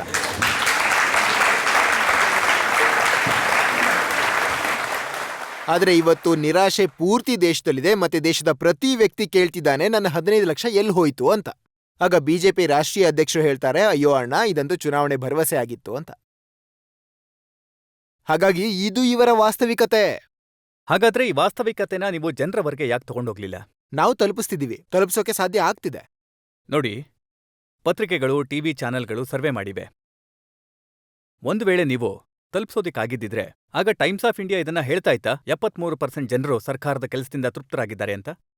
ಭಾಸ್ಕರ್ ಹೇಳ್ತಿತ್ತಾ 61% ಜನರು ಸರ್ಕಾರದ ಕೆಲಸದಿಂದ ತೃಪ್ತರಾಗಿದ್ದಾರೆ ಅಂತ? ನನಗ್ ತುಂಬಾ ಖುಷಿ ಆಗ್ತಿದೆ. ಇಂಡಿಯಾ ಟುಡೇ ಇದನ್ನ ಹೇಳ್ತಿತ್ತಾ ಏನಂದ್ರೆ 56% ಜನರು ಎನ್ಡಿಎ ಕೆಲಸದಿಂದ ತೃಪ್ತರಾಗಿದ್ದಾರೆ ಅಂತ? ಅಂದ್ರೆ ಎಲ್ಲೋ ಒಂದ್ ಕಡೆ ನಿಮ್ಮ ಮಾತು ತಲುಪಿಲ್ಲ ಜನರವರೆಗೆ ಅಂತಲ್ವಾ? ನಂಗೆ ತುಂಬಾ ಖುಷಿ ಆಗ್ತಿದೆ ಏನಂದ್ರೆ ನೀವು ಸರ್ವೇಸ್ ಬಗ್ಗೆ ಮಾತಾಡಿದ್ರಿ. ಆದ್ರೆ ನಾವು ಮರೆಯೋದ್ ಬೇಡ, ಇದೇ ಸರ್ವೇಗಳು 2009ರಲ್ಲಿ ಏನು ಹೇಳಿದ್ವು, UPA ಸರ್ಕಾರ ಬರೋಕೆ ಯಾವುದೇ ಚಾನ್ಸ್ ಇಲ್ಲ ಅಂತ. ಇವೇ ಸರ್ವೇಗಳು ಎಲ್ಲಿವರೆಗೆ 2009ರಲ್ಲೇ ಇರ್ತೀರಾ ನೀವು? ಸ್ವಲ್ಪ ಮುಂದೆ ಬನ್ನಿ. ನಾನು ವಿಶ್ಲೇಷಣೆ ಮಾಡ್ತಿದ್ದೀನಿ ಏನಂದ್ರೆ, ನೀವು ಸರ್ವೆ ವಿಷಯ ಎತ್ತಿದ್ರಿ ಅಲ್ವಾ? ಪಬ್ಲಿಕ್ ಇನ್ವೆಸ್ಟ್ಮೆಂಟ್ ಹೆಚ್ಚಾಗ್ತಿಲ್ಲ, ಎಕ್ಸ್ಪೋರ್ಟ್ಸ್ ನಿಮ್ದು ಬೀಳ್ತಾ ಇವೆ, ಮತ್ತೆ ಪೆಟ್ರೋಲ್ ಡೀಸೆಲ್ ಬೆಲೆ ಕಡಿಮೆ ಆಗ್ತಿಲ್ಲ, ಮತ್ತೆ ಯಾವ ಅಭಿವೃದ್ಧಿ ಬಗ್ಗೆ ಮಾತಾಡ್ತಿದೀವಿ ನಾವು? ಸರ್ವೆಗಳು ಇದನ್ನೂ ಹೇಳತ್ವೆ ಏನಂದ್ರೆ ಪ್ರಪಂಚದಾದ್ಯಂತ ಮೋದಿಯವರ ಪ್ರವಾಸದಿಂದ ವಿದೇಶಗಳಲ್ಲಿ ಭಾರತದ ಗೌರವ ಹೆಚ್ಚಾಗಿದೆ ಅಂತ. ಖಂಡಿತ ಮಾರ್ಕೆಟಿಂಗ್ ತುಂಬಾ ಆಗಿದೆ. ನಾನಂತೂ ಹೇಳ್ತೀನಿ ಏನಂದ್ರೆ, ಇದಂತೂ ಒಂದು ಫೋಟೋ ಆಪ್ ಸರ್ಕಾರ. ಮತ್ತಿದನ್ನೇ ನೀವು ನೋಡ್ತಿದ್ದೀರಾ. ಒಂದು ಕಡೆ ನಾವು ಹೇಳ್ತಾ ಇದೀವಿ ಸ್ವಚ್ಛ ಭಾರತ್ ಅಂತ, ಎಲ್ಲಾ ಮಂತ್ರಿಗಳಿಗೂ ಹೇಳಲಾಗುತ್ತೆ ಪೊರ್ಕೆ ತಗೊಂಡು ಹೋಗಿ. ಮತ್ತೆ ಇನ್ನೊಂದ್ ಕಡೆ ಬಜೆಟ್ ಹಂಚಿಕೆಯಲ್ಲಿ 50% ಕಡಿತ ಮಾಡಲಾಗುತ್ತೆ. ಆಗೆಲ್ಲಿಂದ ಆಗುತ್ತೆ ಸ್ವಚ್ಛ ಭಾರತ? ಸ್ವಚ್ಛ ಭಾರತದ ನಿರ್ಮಲ ಭಾರತಕ್ಕೋಸ್ಕರ ನಿಮ್ಮ ಸರ್ಕಾರ ಎಷ್ಟು ದುಡ್ಡಿಟ್ಟಿತ್ತು? 12,000 ಕೋಟಿ. ಈ ಸರ್ಕಾರ ಎಷ್ಟಿಟ್ಟಿದೆ? 6,000 ಕೋಟಿ. ನಿಮ್ಮ 12,000 ಕೋಟಿಯಿಂದ ಸ್ವಚ್ಛ ಆಗೋಗ್ಬಿಡ್ತಾ? ಇಲ್ಲ, ಬಹುಶಃ ಆಗಿಲ್ಲದೆ ಇರ್ಬೋದು. ಆದ್ರೆ ನೀವು ಅರ್ಥ ಮಾಡ್ಕೊಳ್ಳಿ ಏನಂದ್ರೆ, ಆ ಸ್ವಚ್ಛ ಭಾರತ ಯೋಜನೆಯಲ್ಲಿ ಬರೀ ಸ್ವಚ್ಛ ಮಾಡೋದಷ್ಟೇ ಅಲ್ಲ, ಅದರಲ್ಲಿ ಟಾಯ್ಲೆಟ್ಸ್ ಕಟ್ಟಲಾಗುತ್ತೆ, ಹಳ್ಳಿಲಿ ಪರಿಹಾರ ಕೊಡಲಾಗುತ್ತೆ, ಇವುಗಳೆಲ್ಲ ಅದ್ರಲ್ಲಿ ಸೇರಿದೆ. ನಾನು ಒಂದು ವೇಳೆ ನೀವು ನನ್ನನ್ನು ಕೇಳ್ತಾ ಇದ್ದೀರಿ ಅಂದ್ರೆ, ಒಂದು ವೇಳೆ ನಮ್ಮ ಎಲ್ಲಾ ಯೋಜನೆಗಳದು ಏನು ಆಶಯಗಳು, ಅಭಿಲಾಷೆಗಳ ಅನುಸಾರ ಅವೆಲ್ಲ ಜನತೆ ಪರವಾಗಿ ಆಗಿದ್ದಿದ್ರೆ ಆಗ ಖಂಡಿತ ನಾವು ಮತ್ತೆ ಸರ್ಕಾರಕ್ಕೆ ಬರ್ತಿದ್ವಿ. ಇದರಲ್ಲಿ ಎರಡನೇ ಮಾತು ಖಂಡಿತ ಇಲ್ಲ. ನಮ್ಮಲ್ಲಿ ಕೂಡ ತುಂಬಾನೇ ಕೊರತೆಗಳಿದ್ವು. ಹಾಗಾಗಿನೇ ಇವತ್ತು ನಮ್ಮ ಸರ್ಕಾರ ಇಲ್ಲ. ನೋಡಿ, ಇದಕ್ಕಾಗಿ ನಿಮ್ಮ ಯೋಜನೆಗಳ ಬಗ್ಗೆ ಹೇಳ್ತಾರೆ ಏನಂದ್ರೆ, ಅದರಲ್ಲಿ ಸಾವಿರಾರು ಕೋಟಿ ರೂಪಾಯಿ ಇಡ್ಲಾಗಿತ್ತು, ಆದ್ರೆ ಅದು ಯಾರದ್ದೋ ಜೇಬಿಗೆ ಹೊರಟೋಗ್ತಿತ್ತು, ಖರ್ಚಾಗ್ತಿರ್ಲಿಲ್ಲ ಅಂತ. ಎಲ್ಲ ಪ್ರಾಜೆಕ್ಟ್ಸಲ್ಲೂ ಖರ್ಚಾಗಿದೆ. ವಿಶ್ಲೇಷಣೆ ಇದರಲ್ಲಿ ನಾನ್ ಮಾಡೋಕ್ ಇಷ್ಟಪಡ್ತೀನಿ. ಒಂದು ವೇಳೆ ಇದರ ಉತ್ತರ ಏನಂದ್ರೆ, ಬಜೆಟಲ್ಲಿ ಕಡಿತ ಆಗ್ಲಿ, ಇದರಿಂದ ದೇಶದ ಅಭಿವೃದ್ಧಿ ಆಗುತ್ತೆ ಅಂದ್ರೆ ನನಗ್ ಸಹಮತ ಇಲ್ಲ. ಆದ್ರೆ ನೀವ್ ಇದ್ರ ಮೇಲೆ ಎಲ್ಲಿ ಫೋಕಸ್ ಮಾಡ್ತಾ ಇದ್ದೀರಾ? ನೀವಂತೂ ಪ್ರತಿದಿನ ಹೇಳ್ತೀರಾ, ರಾಹುಲ್ ಗಾಂಧಿ ಹೇಳ್ತಾರೆ ಏನಂದ್ರೆ ಪ್ರಧಾನಮಂತ್ರಿ ವಿದೇಶಿ ಪ್ರವಾಸದಲ್ಲಿ ಬ್ಯುಸಿ ಆಗಿದ್ದಾರೆ ಅಂತ, ಇತ್ತೀಚೆಗೆ ಅವರು ಹಿಂದೂಸ್ತಾನದ ಟೂರಲ್ಲಿದ್ದಾರೆ ಅಂತ, NRI ಆಗಿದ್ದಾರೆ ಅಂತ. ಆದ್ರೆ ಇದು ಕೂಡ ವಾಸ್ತವ ತಾನೆ. ನೀವು ನನಗೀಗ ಹೇಳಿ, ಯಾವಾಗ ಪ್ರಸ್ತುತದಲ್ಲಿ ಇಷ್ಟೊಂದು ಕೆಟ್ಟ ಪರಿಸ್ಥಿತಿ ದೇಶದ ಒಳಗಡೆ ಇದೆ ಕೃಷಿ ಕ್ಷೇತ್ರದಲ್ಲಿ, ನಾವು ಅದರ ಬಗ್ಗೆ ಪರಿಶೀಲನೆ ಅವಲೋಕನ ಮಾಡಬಾರ್ದಾ? ಪರಿಸ್ಥಿತಿ ಇಷ್ಟೊಂದು ಕೆಟ್ಟದಾಗಿದೆ ಅಂದಮೇಲೆ ರಾಹುಲ್ ಗಾಂಧಿ 56 ದಿನ ಎಲ್ಲಿ ಮಾಯ ಆಗಿದ್ರು? ಆತ್ಮಾವಲೋಕನ ಮಾಡೋದಕ್ಕೋಸ್ಕರ ಹೋಗಿದ್ರು. ಅದರಲ್ಲಿ ಯಾವುದೇ ತಪ್ಪಿಲ್ಲ. ಈಗ ತಮ್ಮನ್ನ ತಾವು ಪೂರ್ತಿ ತೊಡಗಿಸ್ಕೊಂಡಿದಾರಲ್ವಾ? ಮನ್ಮೋಹನ್ ಸಿಂಗ್ ಜಿ 2009ರಿಂದ 2010 ಮಧ್ಯದಲ್ಲಿ 42 ದಿನ ವಿದೇಶಿ ಪ್ರವಾಸಕ್ಕೆ ಹೋಗಿದ್ರು, 14 ದೇಶಗಳಿಗೆ. 1 ವರ್ಷದಲ್ಲಿ 3 ಸಲ ಅಮೆರಿಕಾಗ್ ಹೋಗಿದ್ರು. ಮೋದಿ 57 ದಿನ ಹೋಗಿದ್ದಾರೆ. ಒಂದ್ ವೇಳೆ ಕಂಪ್ಯಾರಿಸನ್ ಮಾಡಿದ್ರೆ ಕೇವಲ 15 ದಿನ ಜಾಸ್ತಿ ಹೋಗಿದ್ದಾರೆ. ಆಗ ಮನ್ಮೋಹನ್ ಸಿಂಗ್ ಅವ್ರತ್ರ ನೀವು ಕೇಳಲಿಲ್ವಾ, ನೀವು ಯಾಕೆ ಹೊರಗಡೆ ಸುತ್ತಾಡ್ತಾ ಇರ್ತೀರಾ ಅಂತ? ರೈತರು ಸಾಕಷ್ಟು ತೊಂದರೆಲಿದ್ದಾರೆ, ಆತ್ಮಹತ್ಯೆ ಮಾಡ್ಕೊಳ್ತಿದ್ದಾರೆ, ಹೋಗ್ಬೇಡಿ ಅಂತ. ಅಂದ್ರೆ ಪ್ರಶ್ನೆ ಇದು. ಈಗ ಪ್ರಶ್ನೆ ಏನಂದ್ರೆ, ಈ ಒಪ್ಪಂದ ಆ ಸಮಯದಲ್ಲಿ ಯಾವುದೇ ದೇಶದ ಆಂತರಿಕ ವಿಷಯದ ಜೊತೆ ಆಗಿರ್ಲಿಲ್ಲ. ನಮ್ಮ ಪ್ರಧಾನಮಂತ್ರಿ ದೇಶದ ಆಂತರಿಕ ವಿಷಯದಲ್ಲೂ ಪೂರ್ತಿ ರೀತಿಲಿ, ಅದು ಪ್ರವಾಸದ ವಿಷಯ ಆಗಿರ್ಬೋದು, ದುಡ್ಡು ಕೊಡೋ ವಿಷಯ ಆಗಿರ್ಬೋದು, ಅಥವಾ ಪರಿಹಾರ ಧನ ಕೊಡೋ ವಿಷಯ ಆಗಿರ್ಬೋದು. ಉದಾಹರಣೆಗೆ ನನ್ನ ರಾಜ್ಯದಲ್ಲಿ 2 ಸರಿ ಆಲಿಕಲ್ ಮಳೆ ಅತಿವೃಷ್ಟಿ ಬಂತು. ನಾವು ಡೆಲಿಗೇಷನ್ ಕರ್ಕೊಂಡು ಹೋದ್ವಿ. ಒಂದ್ಸಲ ಕೇಂದ್ರ ಸರ್ಕಾರದಿಂದ 1000 ಕೋಟಿ ಕೊಟ್ರು, ಒಂದು ಬಾರಿ 800 ಕೋಟಿ ಕೊಟ್ರು ರೈತರಿಗೋಸ್ಕರ. ಅದು ರಾಜ್ಯ ಸರ್ಕಾರದಿಂದ ರೈತರ ಕೈಗೆ ತಲುಪಲಿಲ್ಲ, ಅದು ಬೇರೆ ವಿಷಯ. ಆದ್ರೆ ಕೇಂದ್ರ ಸರ್ಕಾರ ಪರಿಹಾರ ಧನ ಕೊಡ್ತು. ಹಾಗಾಗಿ ಏನ್ ಅವಶ್ಯಕತೆ ಇತ್ತೋ ಆ ಸಮಯದಲ್ಲಿ ಯಾವುದೇ ಸೆಕ್ಷನ್ನಲ್ಲಿ ಎಲ್ಲಿ ಸಂತ್ರಸ್ತ ವ್ಯಕ್ತಿ ಇರ್ತಾನೋ ಅಲ್ಲಿ ನಮ್ಮ ಪ್ರಧಾನಮಂತ್ರಿ ಪೂರ್ತಿಯಾದ ರೀತಿಯಲ್ಲಿ ಆತ್ಮಾವಲೋಕನ ಮಾಡಿ ನಿರ್ಧಾರ ತಗೊಂಡ್ರು. ಒಂದು ಉದಾಹರಣೆ ಹೇಳಿಬಿಡಿ, ಆವಾಗ ಪ್ರಧಾನಮಂತ್ರಿ ಮನಮೋಹನ್ ಸಿಂಗ್ ಅವರು ಯಾರಾದ್ರೂ ಸಂಕಷ್ಟದಲ್ಲಿರೋ ರೈತರ ಮನೆಗೆ ಹೋಗಿದ್ದಾರೆ ಅನ್ನೋದಕ್ಕೆ. ತುಂಬಾ ಸಲ ಅವರು ಪ್ರವಾಸ ಮಾಡಿದ್ದಾರೆ, ತುಂಬಾ ಜಾಗಕ್ಕೆ ಹೋಗಿದ್ದಾರೆ. ಯಾವ್ದಾದ್ರೂ ನೆನಪಿದೆಯಾ? ಒಂದೇ ಒಂದು ಪೂರ್ತಿ ಉದಾಹರಣೆ ಪ್ರವಾಸ ಮಾಡಿದ್ದಾರೆ. ನಾನಂತೂ ರಿಸರ್ಚ್ ಮಾಡಿದ್ದೀನಿ, ಒಂದೇ ಒಂದು ಉದಾಹರಣೆ ಸಿಗ್ಲಿಲ್ಲ. ಆಲಿಕಲ್ಲು ಮಳೆಯಿಂದ ಬೆಳೆ ಹಾಳಾದ ರೈತರ ಪ್ರಧಾನಮಂತ್ರಿ ಮನಮೋಹನ್ ಸಿಂಗ್ ಜಿ ಹೋಗಿದ್ದಾರೆ, ಸೋನಿಯಾ ಗಾಂಧಿಜಿ ಹೋಗಿದ್ದಾರೆ, ಇವಾಗ್ಲೂ ಹೋಗಿದ್ದಾರೆ. ಇಲ್ಲ, ಈಗಂತೂ ಹೋಗ್ತಿದ್ದಾರೆ. ಈಗಂತೂ ಅವಾಗ್ಲೂ ಹೋಗಿದ್ರು. ಆದ್ರೆ ಅವಾಗ್ಲೂ ಹೋಗಿದ್ರು. ಯಾವಾಗ ಇವಾಗ್ಲೂ ಹೋಗಿದ್ದಾರೆ, ಅವಾಗ್ಲೂ ಹೋಗಿದ್ರು. ಕಾಂಗ್ರೆಸ್ಗೆ ಕೆಟ್ಟ ದಿನಗಳು ಯಾಕೆ ಬಂತು ಅಂದ್ರೆ, ರಾಜರು ಅಂತ ಯಾರಿದ್ರು ಪ್ರಜೆಗಳನ್ನ ಬಿಟ್ಬಿಟ್ರು, ಪ್ರಜೆಗಳ ಹಿಂದೆ ಮತ್ತೆ ಹೋದ್ರು. ಪ್ರಜೆಗಳಿಂದ ಇವ್ರು ಯಾವುದೇ ರೈತನ ಮನೆಗೆ ಹೋಗ್ಲಿಲ್ಲ, ಅದಕ್ಕೆ ಕೆಟ್ಟ ದಿನಗಳು ಬಂತು. ಇವ್ರು ಪ್ರಜೆಗಳ ಜೊತೆ ಇದ್ದಿದ್ರೆ ಇವ್ರಿಗೆ ಒಳ್ಳೆ ದಿನಗಳೇ ಇರ್ತಿತ್ತು. ನಾನು ಇವರ ಭಾವನೆಗಳನ್ನ ಖಂಡಿತ ಗೌರವಿಸ್ತೀನಿ. ಮತ್ತೆ ನಾನು ಸ್ವತಃ ಈ ಶೋನಲ್ಲಿ ಹೇಳ್ದೆ ಏನಂದ್ರೆ, ಖಂಡಿತ ನಮ್ಮಲ್ಲೂ ಕೊರತೆಗಳಿದ್ವು. ಹಾಗಾಗಿ ಇವತ್ತು ವಿಪಕ್ಷವಾಗಿ ಕೂತಿದ್ದೀವಿ. ಒಂದ್ ವೇಳೆ ಈಗ ನಾವಿದನ್ನ ಒಪ್ಕೊಳ್ದೇ ಇದ್ರೆ ಆಗ ನಷ್ಟ ನಮ್ಗೇನೆ. ಹಾಗಾಗಿ ನಾನು ಇದರಿಂದ, ಈ ವಿಷಯದಿಂದ ಯಾವತ್ತೂ ಓಡ್ ಹೋಗಿಲ್ಲ. ಮತ್ತು ನಾನು ಈ ವಿಷಯದಲ್ಲಿ ಯಾವತ್ತೂ ಹೇಳಲ್ಲ ಏನಂದ್ರೆ ನಮ್ದೇನೂ ಕೊರತೆ ಇರಲಿಲ್ಲ ಅಂತ. ಒಂದ್ ವೇಳೆ ನಮ್ಮಲ್ಲಿ ಕೊರತೆ ಇರದೇ ಇದ್ದಿದ್ರೆ ನಾವು ವಿಪಕ್ಷ ಯಾಕೆ ಆಗ್ತಿದ್ವಿ? ಇದನ್ನೆಲ್ಲ ನಾವು ಆತ್ಮಾವಲೋಕನ ಮಾಡ್ಕೋಬೇಕಾಗತ್ತೆ. ಯಾವಾಗ ಅರುಣ್ ಜೇಟ್ಲಿ ಇಲ್ಲಿಗೆ ಬಂದಿದ್ರು ಆಗ ನಾನು ಕೇಳಿದ್ದೆ, ಸಿಂಧ್ಯಾಜಿ ಹೇಳ್ತಾರೆ ಇದಂತೂ ಸೂಟ್ ಬೂಟ್ನ ಸರ್ಕಾರ ಅಂತ. ಆಗ ಅವ್ರು ಹೇಳಿದ್ರು, ನಮ್ಮ ಸರ್ಕಾರ ಅಂತೂ ಸೂಟ್ ಬೂಟ್ನ ಸರ್ಕಾರ ಆಗಿದೆ, ಅವರ ಸರ್ಕಾರ ಸೂಟ್ ಕೇಸ್ನ ಸರ್ಕಾರ ಆಗಿದೆ. ಸೂಟು ಪುಟ್ಟು ಸರ್ಕಾರನ ಅಥವಾ ಸೂಟ್ ಕೇಸ್ ಸರ್ಕಾರನ? ಯಾವ ಸರ್ಕಾರ ಬೆಟರು? ನಾನ್ ಹೇಳ್ತೀನಿ ಏನಂದ್ರೆ, ನಮ್ದು ಸೂಟ್ ಬೂಟ್ ಸರ್ಕಾರನೂ ಅಲ್ಲ, ಸೂಟ್ ಕೇಸ್ ಸರ್ಕಾರನೂ ಅಲ್ಲ. ಅಂದ್ರೆ ಯಾಕೆ? ನೀವು ಪ್ರಶ್ನೆ ಕೇಳಿದ್ರಿ, ನಂಗೆ ಅವಕಾಶ ಕೊಡಿ. ನಾನು ಹೇಳ್ತೀನಿ, ನಮ್ದು ಜನಹಿತದ ಸರ್ಕಾರ, ಜನಸೇವೆಯ ಸರ್ಕಾರ, ಮತ್ತೆ ಅಭಿವೃದ್ಧಿಯ ಸರ್ಕಾರ ಹಾಗೂ ಪಾರದರ್ಶಕತೆಯ ಸರ್ಕಾರ. ಯಾವುದೇ ಪಕ್ಷ ಸರ್ಕಾರದಲ್ಲಿ ಕೂತಿರ್ಲಿ, ನಾವು ಇದನ್ನ ಮರಿಬಾರ್ದು. ಏನಂದ್ರೆ, ನಮ್ಮನ್ನ ಇಲ್ಲಿ ಜನತೆ ತಂದು ಕೂರ್ಸಿದ್ದಾರೆ ಸೇವೆ ಮಾಡೋದಕ್ಕೋಸ್ಕರ, ಅಭಿವೃದ್ಧಿ ಮಾಡೋದಕ್ಕೋಸ್ಕರ, ಪ್ರಗತಿ ಮಾಡೋದಕ್ಕೋಸ್ಕರ. ಯಾವಾಗ ಈ ಉದ್ದೇಶ ನಮ್ಮ ಮೆದುಳಲ್ಲಿ ಇರೋದಿಲ್ಲ, ಆದ್ರೆ ಈ ಉದ್ದೇಶ ನಮ್ಮ ಹೃದಯದಲ್ಲಿದ್ದಾಗ, ಆವಾಗ ಈ ದೇಶದ ನಿಜವಾದ ಅಭಿವೃದ್ಧಿ, ನಿಜವಾದ ಪ್ರಗತಿ ಆಗೋಕ್ ಸಾಧ್ಯ. ಇವ್ರು ಹೇಳ್ತಾರೆ 1 ವರ್ಷದಲ್ಲಿ ಈ ವಿಷಯಗಳು ಆಗೋಕೆ ಸಾಧ್ಯ ಇರ್ಲಿಲ್ಲ ಅಂತ. ನಾನ್ ಹೇಳ್ತೀನಿ ಇವ್ರಿಗೆ, ಇವ್ರು ಹೋಗಿ ಕೇಳಿ, ಒಂದ್ ವೇಳೆ ಬಿಜೆಪಿ ಅವ್ರಿಗೆ 1 ವರ್ಷ ಆಗಿದೆ ಅಂದ್ರೆ ಆಗ ಇವ್ರು ಹೇಳ್ತಾರ ಅವ್ರು ಅದನ್ ಮಾಡ್ಲಿಲ್ಲ ಇದನ್ ಮಾಡ್ಲಿಲ್ಲ ಅಂತ. ಅಲ್ಲ, ಅದು ಹೇಗೆ ಅಂತ ಅಂದ್ರೆ, ಇವರು ತಮ್ಮ ದಿನಗಳನ್ನ ಮರ್ತಿದ್ದಾರೆ. ಅಂದ್ರೆ ಆ ಟೈಮ್ನಲ್ಲಿ ಕಾಮನ್ವೆಲ್ತ್ ಗೇಮ್ಸ್ ನಲ್ಲಿ ಏನೇನೆಲ್ಲ ಮಾಡಿದ್ರು ಅಂತ ನಿಮಗೆ ಇಲ್ಲಿರೋ ಎಲ್ರಿಗೂ ಗೊತ್ತಿರುತ್ತೆ. ಅಂದ್ರೆ ಎಷ್ಟು ದುಡ್ಡು, ಎಷ್ಟೊಂದು ಕೋಟಿ ರೂಪಾಯಿಗಳನ್ನ ನಷ್ಟ ಮಾಡಿದ್ರು ದೇಶಕ್ಕೆ ಅಂತ ನಿಮಗೆ ಅವಾಗ ನೆನ್ಪಿರ್ಲಿಲ್ವಾ? ನಾನ್ ನಿಮ್ಮ ಹತ್ರ ಇದನ್ನೇ ವಿನಂತಿ ಮಾಡೋಕೆ ಇಷ್ಟಪಡ್ತೀನಿ. ಏನಂದ್ರೆ, ಯಾವುದೇ ಸರ್ಕಾರದ ಮೌಲ್ಯಮಾಪನ ಆಗುತ್ತೆ ಯಾವಾಗ ನುಡಿ ಮತ್ತು ನಡೆಯಲ್ಲಿ ವ್ಯತ್ಯಾಸ ಇರುತ್ತೋ. ಒಂದ್ ವೇಳೆ ಇವರ ಹೇಳಿಕೆ ಇರದೇ ಇದ್ದಿದ್ರೆ ಈ ಎಲ್ಲಾ ವಿಷಯಗಳ ಮೇಲೆ, ನಾನ್ ನಿಮ್ಗೆ ಇನ್ನೊಂದು ಉದಾಹರಣೆ ಕೊಡ್ತೀನಿ. ಯಾವಾಗ ಡಾಲರ್ಗೆ 63 ರೂಪಾಯಿ ಮೇಲಿತ್ತೋ 1.5 ವರ್ಷದ ಕೆಳಗೆ, ಅವಾಗ ಹೇಳಲಾಗಿತ್ತು ಏನಂದ್ರೆ UPA ಸರ್ಕಾರ ರೂಪಾಯಿನ ವೆಂಟಿಲೇಟರ್ಗೆ ಹಾಕಿದ್ದಾರೆ ಅಂತ. ಮತ್ ನಾವು ಬಂದ್ರೆ ಅದನ್ನ ನಾವು 48 ರೂಪಾಯಿಗೆ ತರ್ತೀವಿ ಅಂತ. ಕಳೆದ 3 ತಿಂಗಳಲ್ಲಿ ಇವ್ರದೇ ಕಾಮರ್ಸ್ ಮಿನಿಸ್ಟರ್ ಆಗಿರೋ ನಿರ್ಮಲಾಜಿ ಹೇಳಿಕೆ ಕೊಟ್ಟಿದ್ದಾರೆ ಏನಂದ್ರೆ, ಈ ರೂಪಾಯಿ 64ರಲ್ಲೇ ಇರಬೇಕು, ಆವಾಗಲೇ ನಮ್ಮ ಎಕ್ಸ್ಪೋರ್ಟ್ ವಯಬಲ್ ಆಗುತ್ತೆ ಅಂತ. ಇವತ್ತು ಕೂಡ ಅದು 64ರಲ್ಲೇ ಇದೆ. ಹಾಗಾದ್ರೆ ಯಾವ ರೂಪಾಯಿ ವೆಂಟಿಲೇಟರ್ಲಿತ್ತೋ ಅದು ಇವತ್ತು ವೆಂಟಿಲೇಟರ್ನಿಂದ ಆಫ್ ಯಾಕಾಗಿಲ್ಲ? ಇವತ್ತು ವೆಂಟಿಲೇಟರ್ಲೇ ಯಾಕಿದೆ? ಹಾಗಾಗಿ ಯಾವ ಸರ್ಕಾರದ ನುಡಿ ಮತ್ತು ನಡೆಯಲ್ಲಿ ಇಷ್ಟೊಂದು ಜಾಸ್ತಿ ವ್ಯತ್ಯಾಸ ಇರುತ್ತೋ ಆಗ ಅದರ ಮೌಲ್ಯಮಾಪನ ಮಾಡೋದು ವಿಪಕ್ಷದ ಪಾತ್ರ ಆಗಿರುತ್ತೆ, ನಮ್ಮ ಜವಾಬ್ದಾರಿ ಆಗಿರುತ್ತೆ. ಅದನ್ನ ನಾವು ಮಾಡ್ತೀವಿ. ಇವ್ರೇನು ಪ್ರಶ್ನೆ ಕೇಳ್ತಾ ಇದ್ದಾರೋ ಈ ತರದ ಪ್ರಶ್ನೆ ಸೋಷಿಯಲ್ ಮೀಡಿಯಾದಲ್ಲೂ ತುಂಬಾನೇ ಬರ್ತಾ ಇದೆ. ನೆಹರೂಜಿ 16 ವರ್ಷ 286 ದಿನಗಳು ಪ್ರಧಾನಮಂತ್ರಿಯಾಗಿದ್ರು.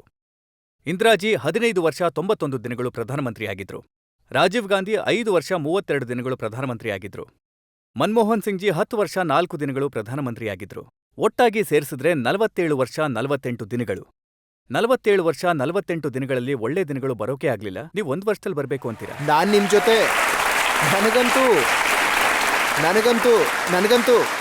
ನಾನಂತೂ ಇವತ್ತು ನಾನು 2 ವಿಷಯ ಹೇಳೋಕೆ ಇಷ್ಟಪಡ್ತೀನಿ. ನನಗೆ ಆಶ್ಚರ್ಯ ಆಗ್ತಿದೆ. ಒಂದ್ ವೇಳೆ ನೀವು ಹೇಳಿದ್ರೆ 47 ವರ್ಷದಲ್ಲಿ ಯಾವುದೇ ಅಭಿವೃದ್ಧಿ ಆಗಿಲ್ಲ ಈ ದೇಶದಲ್ಲಿ ಅಂತ. ಆಗಿದೆ. ಯಾವುದೇ ಪ್ರಗತಿ ಆಗಿಲ್ಲ ಅಂತ. ತುಂಬಾ ಆಗಿದೆ ಸರ್, ನಿಮಗೆ ಇವತ್ತು- ಗೊತ್ತಿಲ್ಲ. ಖಂಡಿತ ಆಗಿರ್ತವೆ. ಜನರು ಹೇಳ್ತಾ ನೋಡಿ, ಇದ್ದಾರೆ ಹಗರಣ ಒಂದ್ ಜಾಸ್ತಿ ನಿಮಿಷ, ಆಗಿದೆ, ಒಂದ್ ನಿಮಿಷ, ಅಭಿವೃದ್ಧಿ ಕಡಿಮೆ ರಜಾಜಿ. ಆಗಿದೆ ಅಂತ. ಖಂಡಿತ ಆಗಿರುತ್ತೆ. ನಾನು ನೀವ್ ಹೇಳೋದನ್ನ ಒಪ್ಕೋತೀನಿ. ಮತ್ತೆ ಎಷ್ಟು ಜಿಗುಪ್ಸೆ ನಿಮಗಿದೆಯೋ ಅದಕ್ಕಿಂತ ಜಾಸ್ತಿ ಜಿಗುಪ್ಸೆ ನನಗೂ ಇದೆ. ನಾನು ನೀವ್ ಹೇಳೋದನ್ನ ಪೂರ್ತಿಯಾಗಿ ಒಪ್ಕೋತೀನಿ. ಆದ್ರೆ ಏನು, ಪ್ಲೀಸ್ ನನಗೆ ಅವಕಾಶ ಕೊಡಿ. ಹೇಳೋದಿಕ್ ಬಿಡಿ. ಆದ್ರೇನ್ ಅಭಿವೃದ್ಧಿ ಆಗಿಲ್ವಾ? ಪ್ರಗತಿನೇ ಆಗಿಲ್ವಾ? ಹಾಗಾಗಿ ಅದರದೇ ಆಧಾರದ ಮೇಲೆ ಒಂದ್ ವೇಳೆ ನೀವು ಇಷ್ಟಪಡೋದಾದ್ರೆ ಏನಂದ್ರೆ 37-47 ವರ್ಷದ ಅಂಕಿಅಂಶ ಏನ್ ನೀವು ಕೊಟ್ರಿ, ನೀವ್ ಇಷ್ಟಪಡ್ತೀರಾ ಇನ್ನು 47 ವರ್ಷ ಹೀಗೇನೆ ನಡೀತಾ ಇರ್ಲಿ ಅಂತ ಪ್ರಶ್ನೆ ಕೇಳೋದ್ರ ಬದಲು ಪ್ರಜಾಪ್ರಭುತ್ವದ ಎಲ್ಲಕ್ಕಿಂತ ಮುಖ್ಯವಾದ ವಿಷಯ ಇದಾಗಿದೆ. ಏನಂದ್ರೆ ಪ್ರಶ್ನೆ ಕೇಳೋದು. ಯಾವಾಗ ಮೌಲ್ಯಮಾಪನ ಮಾಡಲಾಗುತ್ತೋ, ಯಾವಾಗ ನುಡಿ ಮತ್ತು ನಡೆಯಲ್ಲಿ ವ್ಯತ್ಯಾಸ ಇರುತ್ತೋ ಪ್ರಶ್ನೆ ಕೇಳೋದು ನಮ್ ಜವಾಬ್ದಾರಿ. ನಾವಿನ್ನೊಂದು ಬ್ರೇಕ್ ತಗೊಳ್ಳೋಣ. ಬ್ರೇಕ್ ಆದ್ಮೇಲೆ ಆಪ್ಕೆ ಅದಾಲತ್ನಲ್ಲಿ ಜ್ಯೋತಿರಾದಿತ್ಯ ಸಿಂಧಿಯಾ ಮೇಲೆ ಜನತೆಯ ಪ್ರಶ್ನೆಗಳು ಮತ್ತೆ ಆರೋಪಗಳ ಇನ್ನೊಂದು ಸುತ್ತು. ರಾಹುಲ್ ಗಾಂಧಿ ಹೇಳಿದ್ರು, ನಾನು ಕೋಟ್ ಮಾಡ್ತೀನಿ, ನಾನು ಪಾರ್ಟಿಯ ಸಂಘಟನೆಯಲ್ಲಿ ಆಮೂಲಾಗ್ರ ಬದಲಾವಣೆ ತರೋದಕ್ಕೆ ಪ್ರಯತ್ನ ಮಾಡ್ತೀನಿ. ನಾನು ಖಚಿತಪಡಿಸ್ತೀನಿ ಬದಲಾವಣೆ ಆಗ್ಲಿ ಮತ್ತೆ ಯಾವ ರೀತಿ ಮಾಡ್ತೀನಿ ಅಂತಂದ್ರೆ ನೀವು ಕಲ್ಪನೆ ಕೂಡ ಮಾಡೋದಕ್ಕಾಗಲ್ಲ ಅಂತ. ಬದಲಾವಣೆ ಆಯ್ತಾ?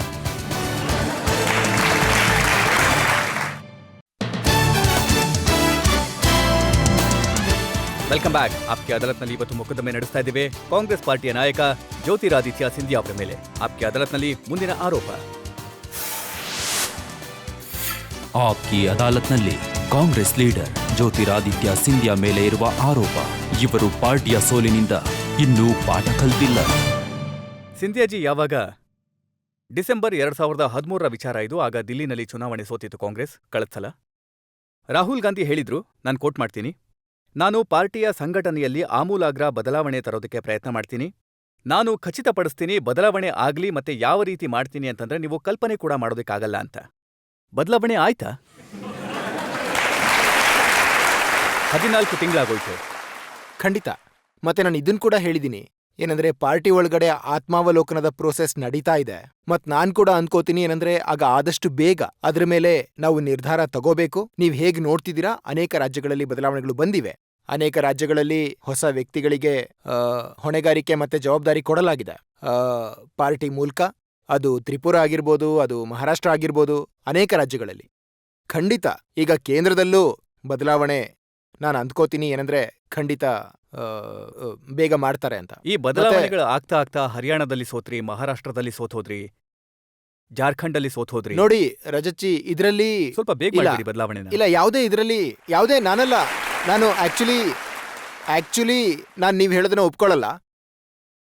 ಯಾವಾಗ ಯಾವುದೇ ಸಂಘಟನೆಲಿ, ಯಾವುದೇ ಕಂಪ್ನಿಲಿ, ಯಾವುದೇ ಸಂಸ್ಥೆಲಿ ಬದಲಾವಣೆ ಬರುತ್ತೆ ಮತ್ತೆ ಇಳಿತ ಶುರು ಆಗುತ್ತೆ, ಅವಾಗ ಆ ಥರ ಏನೂ ಅಲ್ಲ, ನಿಮ್ಮ ಕೈಯಲ್ಲಿ ಯಾವುದೋ ಮಂತ್ರದಂಡ ಇದೆ, ನೀವು ಒಂದೇ ಸಲಕ್ಕೆ ಬದಲಾವಣೆ ಮಾಡಿಬಿಡ್ತೀರಾ, ಎಲ್ಲ ವಿಷಯಗಳು ಸರಿ ಹೋಗ್ಬಿಡುತ್ತೆ ಅಂತ. ಪ್ರೋಸೆಸ್ನ ಅವಶ್ಯಕತೆ ಇರುತ್ತೆ ಮತ್ತೆ ಸಮಯ ಹಿಡಿಯುತ್ತೆ ಆ ಪರಿವರ್ತನೆಯ ಬದಲಾವಣೆ ಬರೋದಕ್ಕೆ. ನಾನು ಅಂದ್ಕೋತೀನಿ ಈಗ ನಮ್ಮ ಗಮನ ಕೇಂದ್ರೀಕೃತ ಆಗಬೇಕು ಯಾವ ರಾಜ್ಯಗಳಲ್ಲಿ ಚುನಾವಣೆ ಬರ್ತಿದೆಯೋ ಮತ್ತೆ ಅವುಗಳ ಮೇಲೆ ಒಂದು ಸಶಕ್ತ ಮತ್ತೆ ಜವಾಬ್ದಾರಿಯುತ ಹಾಗೂ ಒಂದು ಒಳ್ಳೆ ಸಂಘಟನೆನ ಸ್ಥಾಪಿಸೋಕೆ ನಮ್ಮ ಪ್ರಯತ್ನ ಇರಬೇಕು. ಅದು ರಾಹುಲ್ಜಿ ಮತ್ತೆ ಸೋನಿಯಾಜಿ ಇಬ್ಬರ ನಿಮ್ಗೆ ಈ ಯೋಚನೆ ವಿಷಯದ ಆಗಿದೆ. ಬಗ್ಗೆ ವಿಶ್ವಾಸ ಇದೆಯಾ? ಏನಂದ್ರೆ ಯಾವ ಹಾದಿಲಿ ರಾಹುಲ್ಜಿ ಹೋಗ್ತಿದಾರೋ, ಹೇಗೆ ಲೋಕಸಭಾ ಚುನಾವಣೆ ಸಮಯದಲ್ಲಿ 16 ಕ್ಷೇತ್ರಗಳನ್ನ ಅವರು ಚುನಾಯಿಸಿದ್ರು. ಅಲ್ಲಿ ಅವರು ಪ್ರೈಮರೀಸ್ ಮಾಡಿಸಿದ್ರು ಅಮೆರಿಕನ್ ಸ್ಟೈಲ್ನಲ್ಲಿ. ಆ 16ಕ್ಕೆ 16 ಅಭ್ಯರ್ಥಿಗಳು ಸೋತ್ ಹೋದ್ರು. ನೋಡಿ, ಪ್ರತಿ ವಿಷಯದ ಮೇಲೆ ನಾನು ಅಂದ್ಕೋತೀನಿ ಜೀವನದಲ್ಲಿ ಪ್ರತಿ ವ್ಯಕ್ತಿನೂ ಎಕ್ಸ್ಪೆರಿಮೆಂಟ್ ಮಾಡೋ ಅಗತ್ಯ ಇದೆ ಅಂತ ತುಂಬಾ ವಿಷಯಗಳು ಇದಾವೆ. ಅಲ್ಲಿ ತುಂಬಾನೇ ಡಿವಿಡೆಂಡ್ ಕೂಡ ನಮಗ್ ಸಿಕ್ಕಿವೆ. ತುಂಬಾನೇ ಅಂಥ ಕ್ಷೇತ್ರಗಳಿವೆ ಅಲ್ಲಿ ಇದೇ ರೀತಿಯಾಗಿ ನಾವೆಲ್ಲ ಕ್ಯಾಂಡಿಡೇಟ್ನ ಆರಿಸಿದೀವಿ. ಅದರ ಆಧಾರದ ಮೇಲೆ ಅವ್ರು ಗೆದ್ದಿದ್ದಾರೆ ಕೂಡ. ಹಾಗಾಗಿ ಎಕ್ಸ್ಪೆರಿಮೆಂಟ್ ಮಾಡೋದು ಅಗತ್ಯ ಪ್ರಜಾಪ್ರಭುತ್ವದಲ್ಲಿ. ಮತ್ತೆ ತುಂಬಾ ವಿಷಯಗಳಲ್ಲಿ ನಿಮ್ಗೆ ಒಳ್ಳೆ ಡಿವಿಡೆಂಡ್ ಸಿಗುತ್ತೆ, ಕೆಲವೊಂದರಲ್ಲಿ ನಿಮ್ಗೆ ಬಹುಶಃ ಅಷ್ಟೊಂದು ಒಳ್ಳೆ ಡಿವಿಡೆಂಡ್ ಸಿಗದೆ ಇರ್ಬೋದು. ಆದ್ರೆ ನಾನ್ ಅನ್ಕೋತೀನಿ ಈ ಪ್ರಕ್ರಿಯೆ ಬದಲಾವಣೆ ಪ್ರಕ್ರಿಯೆ ಆಗ ಆದಷ್ಟು ಬೇಗ ಶುರು ಆಗೋಗ್ಬಿಟ್ಟು. ಅವರು ರಜೆ ಮೇಲೆ ಹೋಗಿದ್ದಾಗ ನೀವ್ ಹೇಳಿದ್ರಿ ಯಾವಾಗ ವಾಪಸ್ ಬರ್ತಾರೋ ಆಗ ಬ್ಲೂ ಪ್ರಿಂಟ್ ತಗೊಂಡ್ ಬರ್ತಾರೆ ಅಂತ. ಮತ್ತೆ ಬ್ಲೂ ಪ್ರಿಂಟ್ ಏನಾದ್ರೂ ಸಿಕ್ಕಿದ್ಯಾ? ನಾನು ಅನ್ಕೋತೀನಿ ಏನಂದ್ರೆ ಅವರ ಮೆದುಳಲ್ಲಿ ಮತ್ತೆ ಅವರ ಮನಸ್ಸಲ್ಲಿ ಬ್ಲೂ ಪ್ರಿಂಟ್ ಖಂಡಿತ ಇದೆ. ಮತ್ ನೀವು ಸ್ವತಃ ನೋಡ್ತೀರಾ ಮುಂದಿನ 1-2 ತಿಂಗಳಲ್ಲಿ ಆ ಬದಲಾವಣೆ ಖಂಡಿತ ಬರುತ್ತೆ. ಬದಲಾವಣೆ ಎಲ್ಲಿ ಬರ್ತಿದೆ? ಅವರು ನೇಪಾಳದ ಎಂಬೆಸಿಲಿ ಕಂಡೋಲೆನ್ಸ್ ಮೆಸೇಜ್ ಬರೆಯೋದಿಕ್ ಹೋದ್ರು. ಅದನ್ನು ಕೂಡ ಫೋನಿಂದ ನೋಡಿ ಬರೀತಿದ್ರು. ಯಾರು ಹೇಳಿದ್ರು ನಿಮ್ಗೆ ಫೋನಲ್ಲಿ ನೋಡಿ ಅಂತ? ಯಾಕಂದ್ರೆ ನಾನು ನಿಮ್ಮ ಶೋನಲ್ಲಿ ಒಂದ್ ವೇಳೆ ನಾನೀಗ ಹೇಳಿದ್ರೆ ನಾನು ನಿಮ್ ಶೋನಲ್ಲಿ ಮೊಬೈಲ್ ಫೋನ್ ಹೊರಗೆ ತೆಗಿತೀನಂತ, ಅದಕ್ಕೆ ನೀವು ಹೇಳ್ತೀರಾ ನಾನು ಉತ್ತರನ ನೋಡ್ಕೊಂಡು ಓದ್ತಿದ್ದೀನಿ ಅಂತ? ಒಂದ್ ವೇಳೆ ನಂಗೆ ಯಾವ್ದಾದ್ರು ನನ್ನ ಇಮೇಲ್ ಬಂದಿದ್ರೆ ನಾನು ಇಲ್ಲೇ ಇಟ್ಕೊಂಡಿರ್ತೀನಿ, ಆಗ ನೀವು ನೋಡ್ಕೊಂಡು ಓದ್ತಿದ್ದೀನಿ ಅಂತೀರಾ? ಸರಿ, ಹಾಗಿದ್ರೆ ಆ ಏನು ವಿಡಿಯೋ ಇತ್ತಲ್ಲ, ಪ್ರಾಬ್ಲಮ್ ಇದೇನೆ ಏನಂದ್ರೆ ನೀವು ಪ್ರತಿ ವಿಷಯದಲ್ಲೂ ಬೇರೆ ತರನೇ ಅರ್ಥ ಹುಡ್ಕೋಕೆ ಪ್ರಯತ್ನ ಮಾಡ್ತಿದ್ದೀರಾ ನೀವು. ಒಂದು ಗಾದೆ ಇದೆಯಲ್ಲ, हाथ कंगन को आरसी क्या, पढ़े लिखे को फारसी क्या. ಹೇಗೆ ರಾಹುಲ್ ಜಿ ಎಂಬೆಸಿನಲ್ಲಿದ್ರೋ ಆ ವಿಡಿಯೋ ನೋಡ್ಬಿಡೋಣ. ಜನತೆ ನೋಡ್ಲಿ, ಮತ್ತೆ ನಿರ್ಧಾರ ಆಗೋಗ್ಲಿ ಏನಂದ್ರೆ ಅವರು ಮೆಸೇಜ್ ಹೇಗ್ ಬರೀತಿದ್ದಾರೆ ಅಂತ. ಅದನ್ನ ನೋಡೋಣ. ಈ ಎವಿಡೆನ್ಸ್ ಅನ್ನ ಹಾಜರ್ಪಡಿಸೋದಕ್ಕೆ ಇಷ್ಟಪಡ್ತೀನಿ.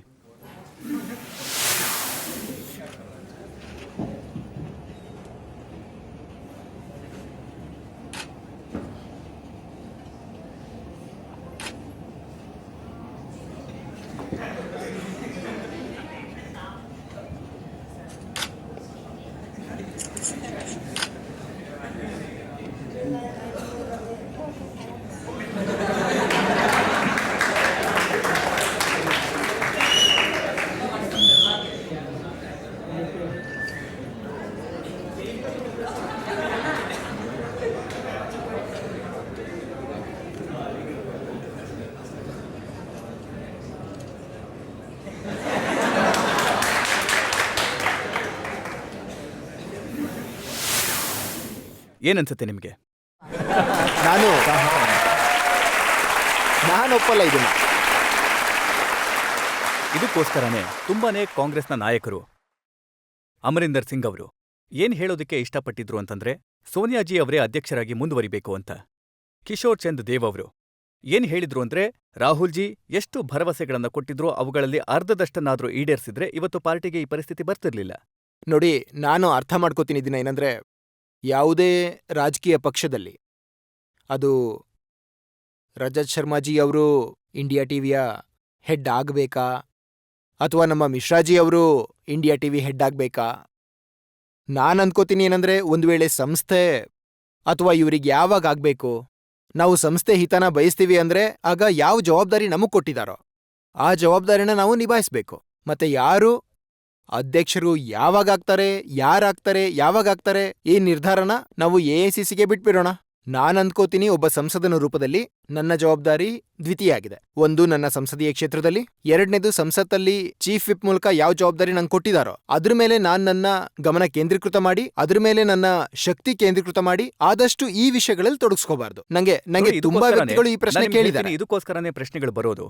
ಈಗ ಎಲ್ಲರಿಗಿಂತ ಸೀನಿಯರ್ ಲೋಕಸಭೆಯಲ್ಲಿ ಕಾಂಗ್ರೆಸ್ ಪಾರ್ಟಿಯ ಮೆಂಬರ್ ಆಗಿರೋದು ಕಮಲ್ನಾಥ್ ಹೇಳ್ತಾರೆ, ಯಾವ್ದಾದ್ರೂ ಸಮಸ್ಯೆಗಳನ್ನ ತಗೊಂಡು ನಾನು ಸೋನಿಯಾ ಗಾಂಧಿ ಅವ್ರ ಹತ್ರ ಹೋಗ್ತೀನೋ ಅವ್ರು ನನ್ನನ್ನ ರಾಹುಲ್ ಗಾಂಧಿ ಹತ್ರ ಕಳಿಸ್ಬಿಡ್ತಾರೆ.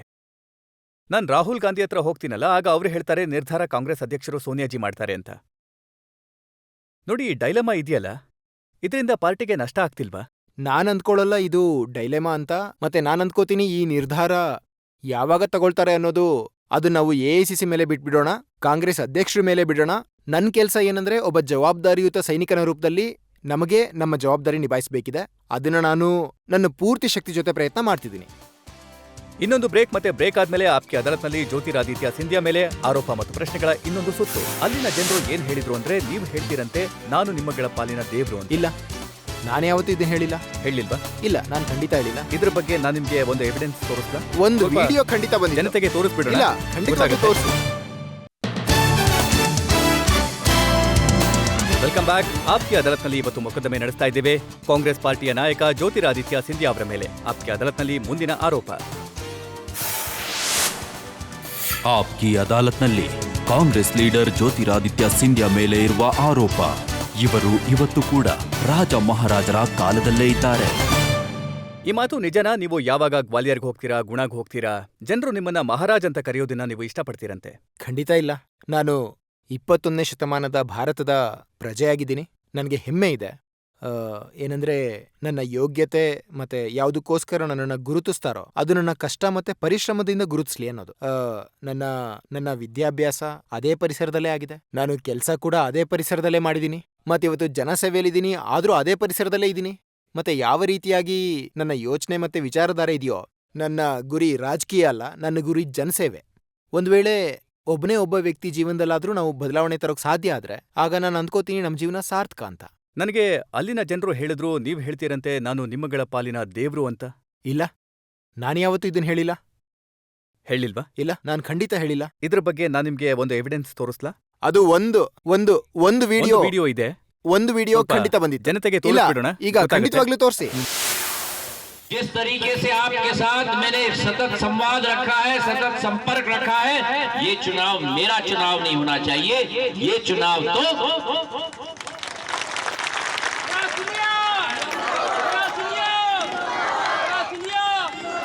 जिस तरीके से भगवान के रूप में मैं आपको हर महीने आपके बीच में आकर आपके समस्याओं का समाधान निकालता हूं, विकास प्रगति लाता हूं, उसी तरह मतदान के दिन एक दिन प्रजातंत्र के मंदिर में जाकर, मतदान के केंद्र में जाकर ಈ ವಿಡಿಯೋ ಮೊದಲು ಕೂಡ ತೋರಿಸಿದ್ರು. ಮತ್ತೆ ಆ ಸಮಯದಲ್ಲಿ ನಾನು ಟಿವಿ ಚಾನಲಲ್ಲಿ ಹೇಳಿದ್ದೆ, ಅಲ್ಲಿ 10 ಸಲ ಹೇಳಿದ್ದೀನಿ ನಾನು, ಏನಂದ್ರೆ ನನ್ನ ಪಾಲಿಗೆ ಜನತೆನೇ ದೇವ್ರು ಅಂತ. ಅವರು ದರ್ಶನ ಮಾಡೋದಕ್ಕೆ ಯಾವಾಗ್ಲೂ ಪ್ರತಿ ತಿಂಗಳು ಅವ್ರ ಎದುರಿಗೆ ನಾನು ಯಾವಾಗ್ಲೂ ಇರ್ತೀನಿ. ಯಾಕಂದ್ರೆ ಅದೇ ಸಂಬಂಧ ನನ್ನ ಕ್ಷೇತ್ರದ ಜನತೆ ಜೊತೆ ಇದೆ. ಖಂಡಿತ ಸ್ಲಿಪ್ ಆಫ್ ದ ಟಂಗ್ ಆಗುತ್ತೆ. ಮತ್ತೆ ಇದು ಕೂಡ ಸ್ಲಿಪ್ ಆಫ್ ದ ಟಂಗ್ ಆಗಿದ್ದು, ನಾನು ಆ ಪರದೆ ಹಿಂದೆ ಖಂಡಿತ ನಿಂತ್ಕೊಳ್ಳಲ್ಲ. ಎಲ್ಲಿ ತಪ್ಪಿದ್ಯೋ ಅದನ್ನ ನಾನು ಖಂಡಿತ 100% ಒಪ್ಕೋತೀನಿ. ಇದು ತುಂಬಾ ಒಳ್ಳೆ ವಿಚಾರ. ಕ್ವಿಕ್ಲಿ ಒಂದೆರಡು ಪ್ರಶ್ನೆಗಳನ್ನ. ನೀವು ಸೆಕೆಂಡ್ ರೋನಲ್ಲಿ. ಈಗ ರೀಸೆಂಟ್ಲಿ ನಾವು ನೋಡ್ತಿದ್ದೀವಿ ಏನಂದ್ರೆ ರಾಹುಲ್ ಗಾಂಧಿ ತುಂಬಾ ಆಕ್ಟಿವ್ ಆಗ್ಬಿಟ್ಟಿದ್ದಾರೆ. ಹಾಗಾಗಿ ನನ್ ಕ್ವೆಶ್ಚನ್ ಏನಂದ್ರೆ, ರಾಹುಲ್ ಗಾಂಧಿ ಈಗ ಆಕ್ಟಿವ್ ಇದ್ದಾರೆ ಮತ್ತು ಅವ್ರು ಏನ್ ಬೇಕಾದ್ರೂ ಹೇಳ್ಬಿಡ್ತಾರೆ. ಅವ್ರಿಗೆ ಯಾರಾದ್ರೂ ಹೇಳ್ಬೇಕು ಅಂತ ಹೇಳ್ದಾಗ ಅವರು ಹೋಮ್ವರ್ಕ್ ಮಾಡ್ಕೊಂಡ್ ಬರಲ್ವಾ ಏನ್ ಹೇಳ್ಬೇಕು ಅಂತ? ಅವ್ರದೇ ಕಾನ್ಸ್ಟಿಟ್ಯೂಯೆನ್ಸಿದು ಒಂದು ಫುಡ್ ಪಾರ್ಕ್ದು ವಿಷಯ ನೋಡಿದ್ವಿ. ಅದು ಕಾಂಗ್ರೆಸ್ ಟೈಮಲ್ಲೇ ಡಿಸೈಡ್ ಆಗಿ ಹೋಗಿತ್ತು, ಅದು ಆಗಲ್ಲ ಅಂತ. ಆದ್ರೆ ಇದಕ್ಕಿದ್ದ ಹಾಗೆ ಇವತ್ತವರಿಗೆ ಫುಡ್ ಪಾರ್ಕ್ ವಿಷಯ ನೆನ್ಪಾಯ್ತು. ಅದ್ಯಾಕ್ ಹಾಗೆ? ಅವರು ತಮ್ಮ ಹೋಮ್ವರ್ಕ್ ಪೂರ್ತಿ ಮಾಡಲ್ವಾ? ಯಾಕ್ ಹಾಗೆ? ಅವರು ನನಗೆ ಖುಷಿ ಇದೆ ನೀವು ಈ ವಿಷಯ ಎತ್ತಿದ್ದು.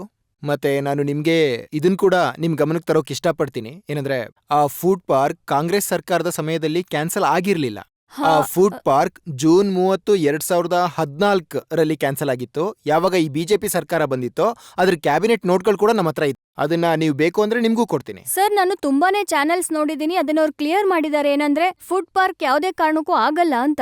ಅದು ಕಾಂಗ್ರೆಸ್ ಸಮಯದಲ್ಲಿ ಕ್ಲಿಯರ್ ಆಗಿ ಹೋಗಿತ್ತು ಮತ್ತು ಅದು ಕ್ಯಾನ್ಸಲ್ ಆಗಿ 1 ವರ್ಷದ ನಂತರ ರಾಹುಲ್ ಗಾಂಧಿ ಅವರಿಗೆ ಇದ್ದಕ್ಕಿದ್ದಾಗ ನೆನಪಾಗ್ಬಿಟ್ಟಿದೆ ಈ ಫುಡ್ ಪಾರ್ಕ್ ಆಗಿಲ್ಲ ಮತ್ತೆ ಇದನ್ನ ಬಿಜೆಪಿ ಅವ್ರು ಕ್ಯಾನ್ಸಲ್ ಮಾಡಿದ್ದಾರೆ ಅಂತ. ನಾನು ಇನ್ನೊಂದ್ಸಲ ನಿಮ್ಗೆ ಹೇಳ್ತೀನಿ. ಏನಂದ್ರೆ ಆ ಆರ್ಡರ್ ಕೂಡ ನಾನು ಒಂದ್ ವೇಳೆ ನೀವು ಇಷ್ಟಪಟ್ರೆ ನಿಮ್ ಸಮಕ್ಷಮದಲ್ಲೇ ಕೊಡ್ತೀನಿ. ಅದರಲ್ಲಿ ಜೂನ್ 30, 2014ರ ಡೇಟ್ ಇದೆ. ಯಾವ ಸಚಿವಾಲಯದ ಮೀಟಿಂಗ್ ಅಲ್ಲಿ, ಫುಡ್ ಪ್ರೊಸೆಸಿಂಗ್ ಮಿನಿಸ್ಟ್ರಿ ಮೀಟಿಂಗ್ ಅಲ್ಲಿ ಆ ಫುಡ್ ಪಾರ್ಕ್ ಕ್ಯಾನ್ಸಲ್ ಮಾಡಿದೆ ಅಂತ. ಮತ್ತೆ ಜೂನ್ 30, 2014ಕ್ಕೆ ಬಿಜೆಪಿ ಸರ್ಕಾರ ಇತ್ತು.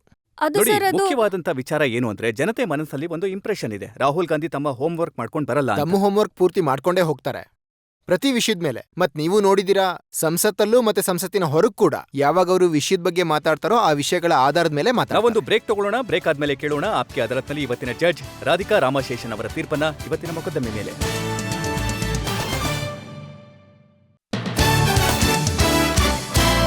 Welcome back. ಆಪ್ಕೆ ಅದಾಲತ್ನಲ್ಲಿ ಇವತ್ತು ಮೊಕದ್ದಮೆ ನಡೆಸಿದ್ವಿ ಕಾಂಗ್ರೆಸ್ ಪಾರ್ಟಿಯ ನಾಯಕ ಜ್ಯೋತಿರಾದಿತ್ಯ ಸಿಂಧ್ಯಾ ಅವರ ಮೇಲೆ. ಈಗ ಆಪ್ಕೆ ಅದಾಲತ್ನಲ್ಲಿ ಸಮಯ ಆಗಿದೆ ಇವತ್ತಿನ ಜಡ್ಜ್ ರಾಧಿಕಾ ರಾಮಶೇಷನ್ ಅವರ ತೀರ್ಪಿಗೆ.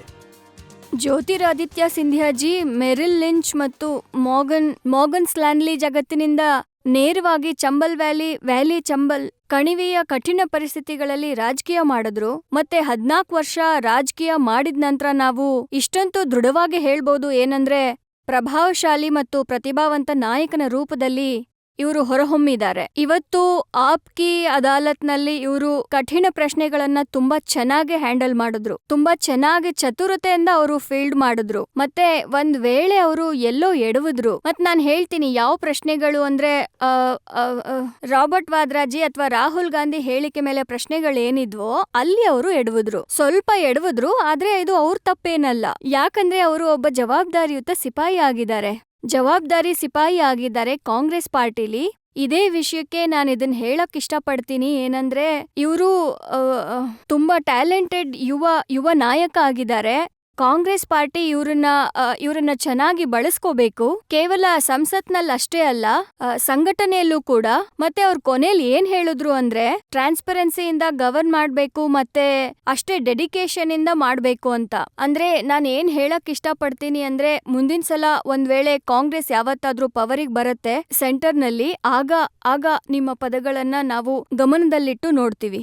ಇದೇ ನಿರೀಕ್ಷೆ ಜೊತೆಗೆ ಇದೇ ವಿಶ್ವಾಸದೊಂದಿಗೆ ಜ್ಯೋತಿರಾದಿತ್ಯ ಸಿಂಧ್ಯಾ ಇದೇ ರೀತಿಯಾಗಿ ಒಬ್ಬ ಜವಾಬ್ದಾರಿಯುತ ವಿಪಕ್ಷದ ಪಾತ್ರ ನಿಭಾಯಿಸ್ತಾ ಇರಲಿ, ಸರ್ಕಾರವನ್ನ ಪ್ರಬಲವಾಗಿ ಟೀಕೆ ಮಾಡ್ತಾನೆ ಇರಲಿ, ಎಲ್ಲಾದ್ರೂ ತಪ್ಪಾದ್ರೆ ಅದನ್ನ ಕಂಡು ಹಿಡಿತಾ ಇರಲಿ ಅಂತ ಹೇಳ್ತಾ ಇವತ್ತಿನ ಮೊಕದ್ದಮೆಯನ್ನ ಇಲ್ಲಿಗೆ ಮುಗಿಸ್ತಾ ಇದ್ದೇವೆ. ಮುಂದಿನ ವಾರ ನಿಮ್ಮನ್ನ ಮತ್ತೆ ಭೇಟಿ ಮಾಡ್ತೀನಿ ಒಬ್ರು ಹೊಸ ವ್ಯಕ್ತಿಯೊಂದಿಗೆ. ಅಲ್ಲಿ ತನಕ ನಮಸ್ಕಾರ.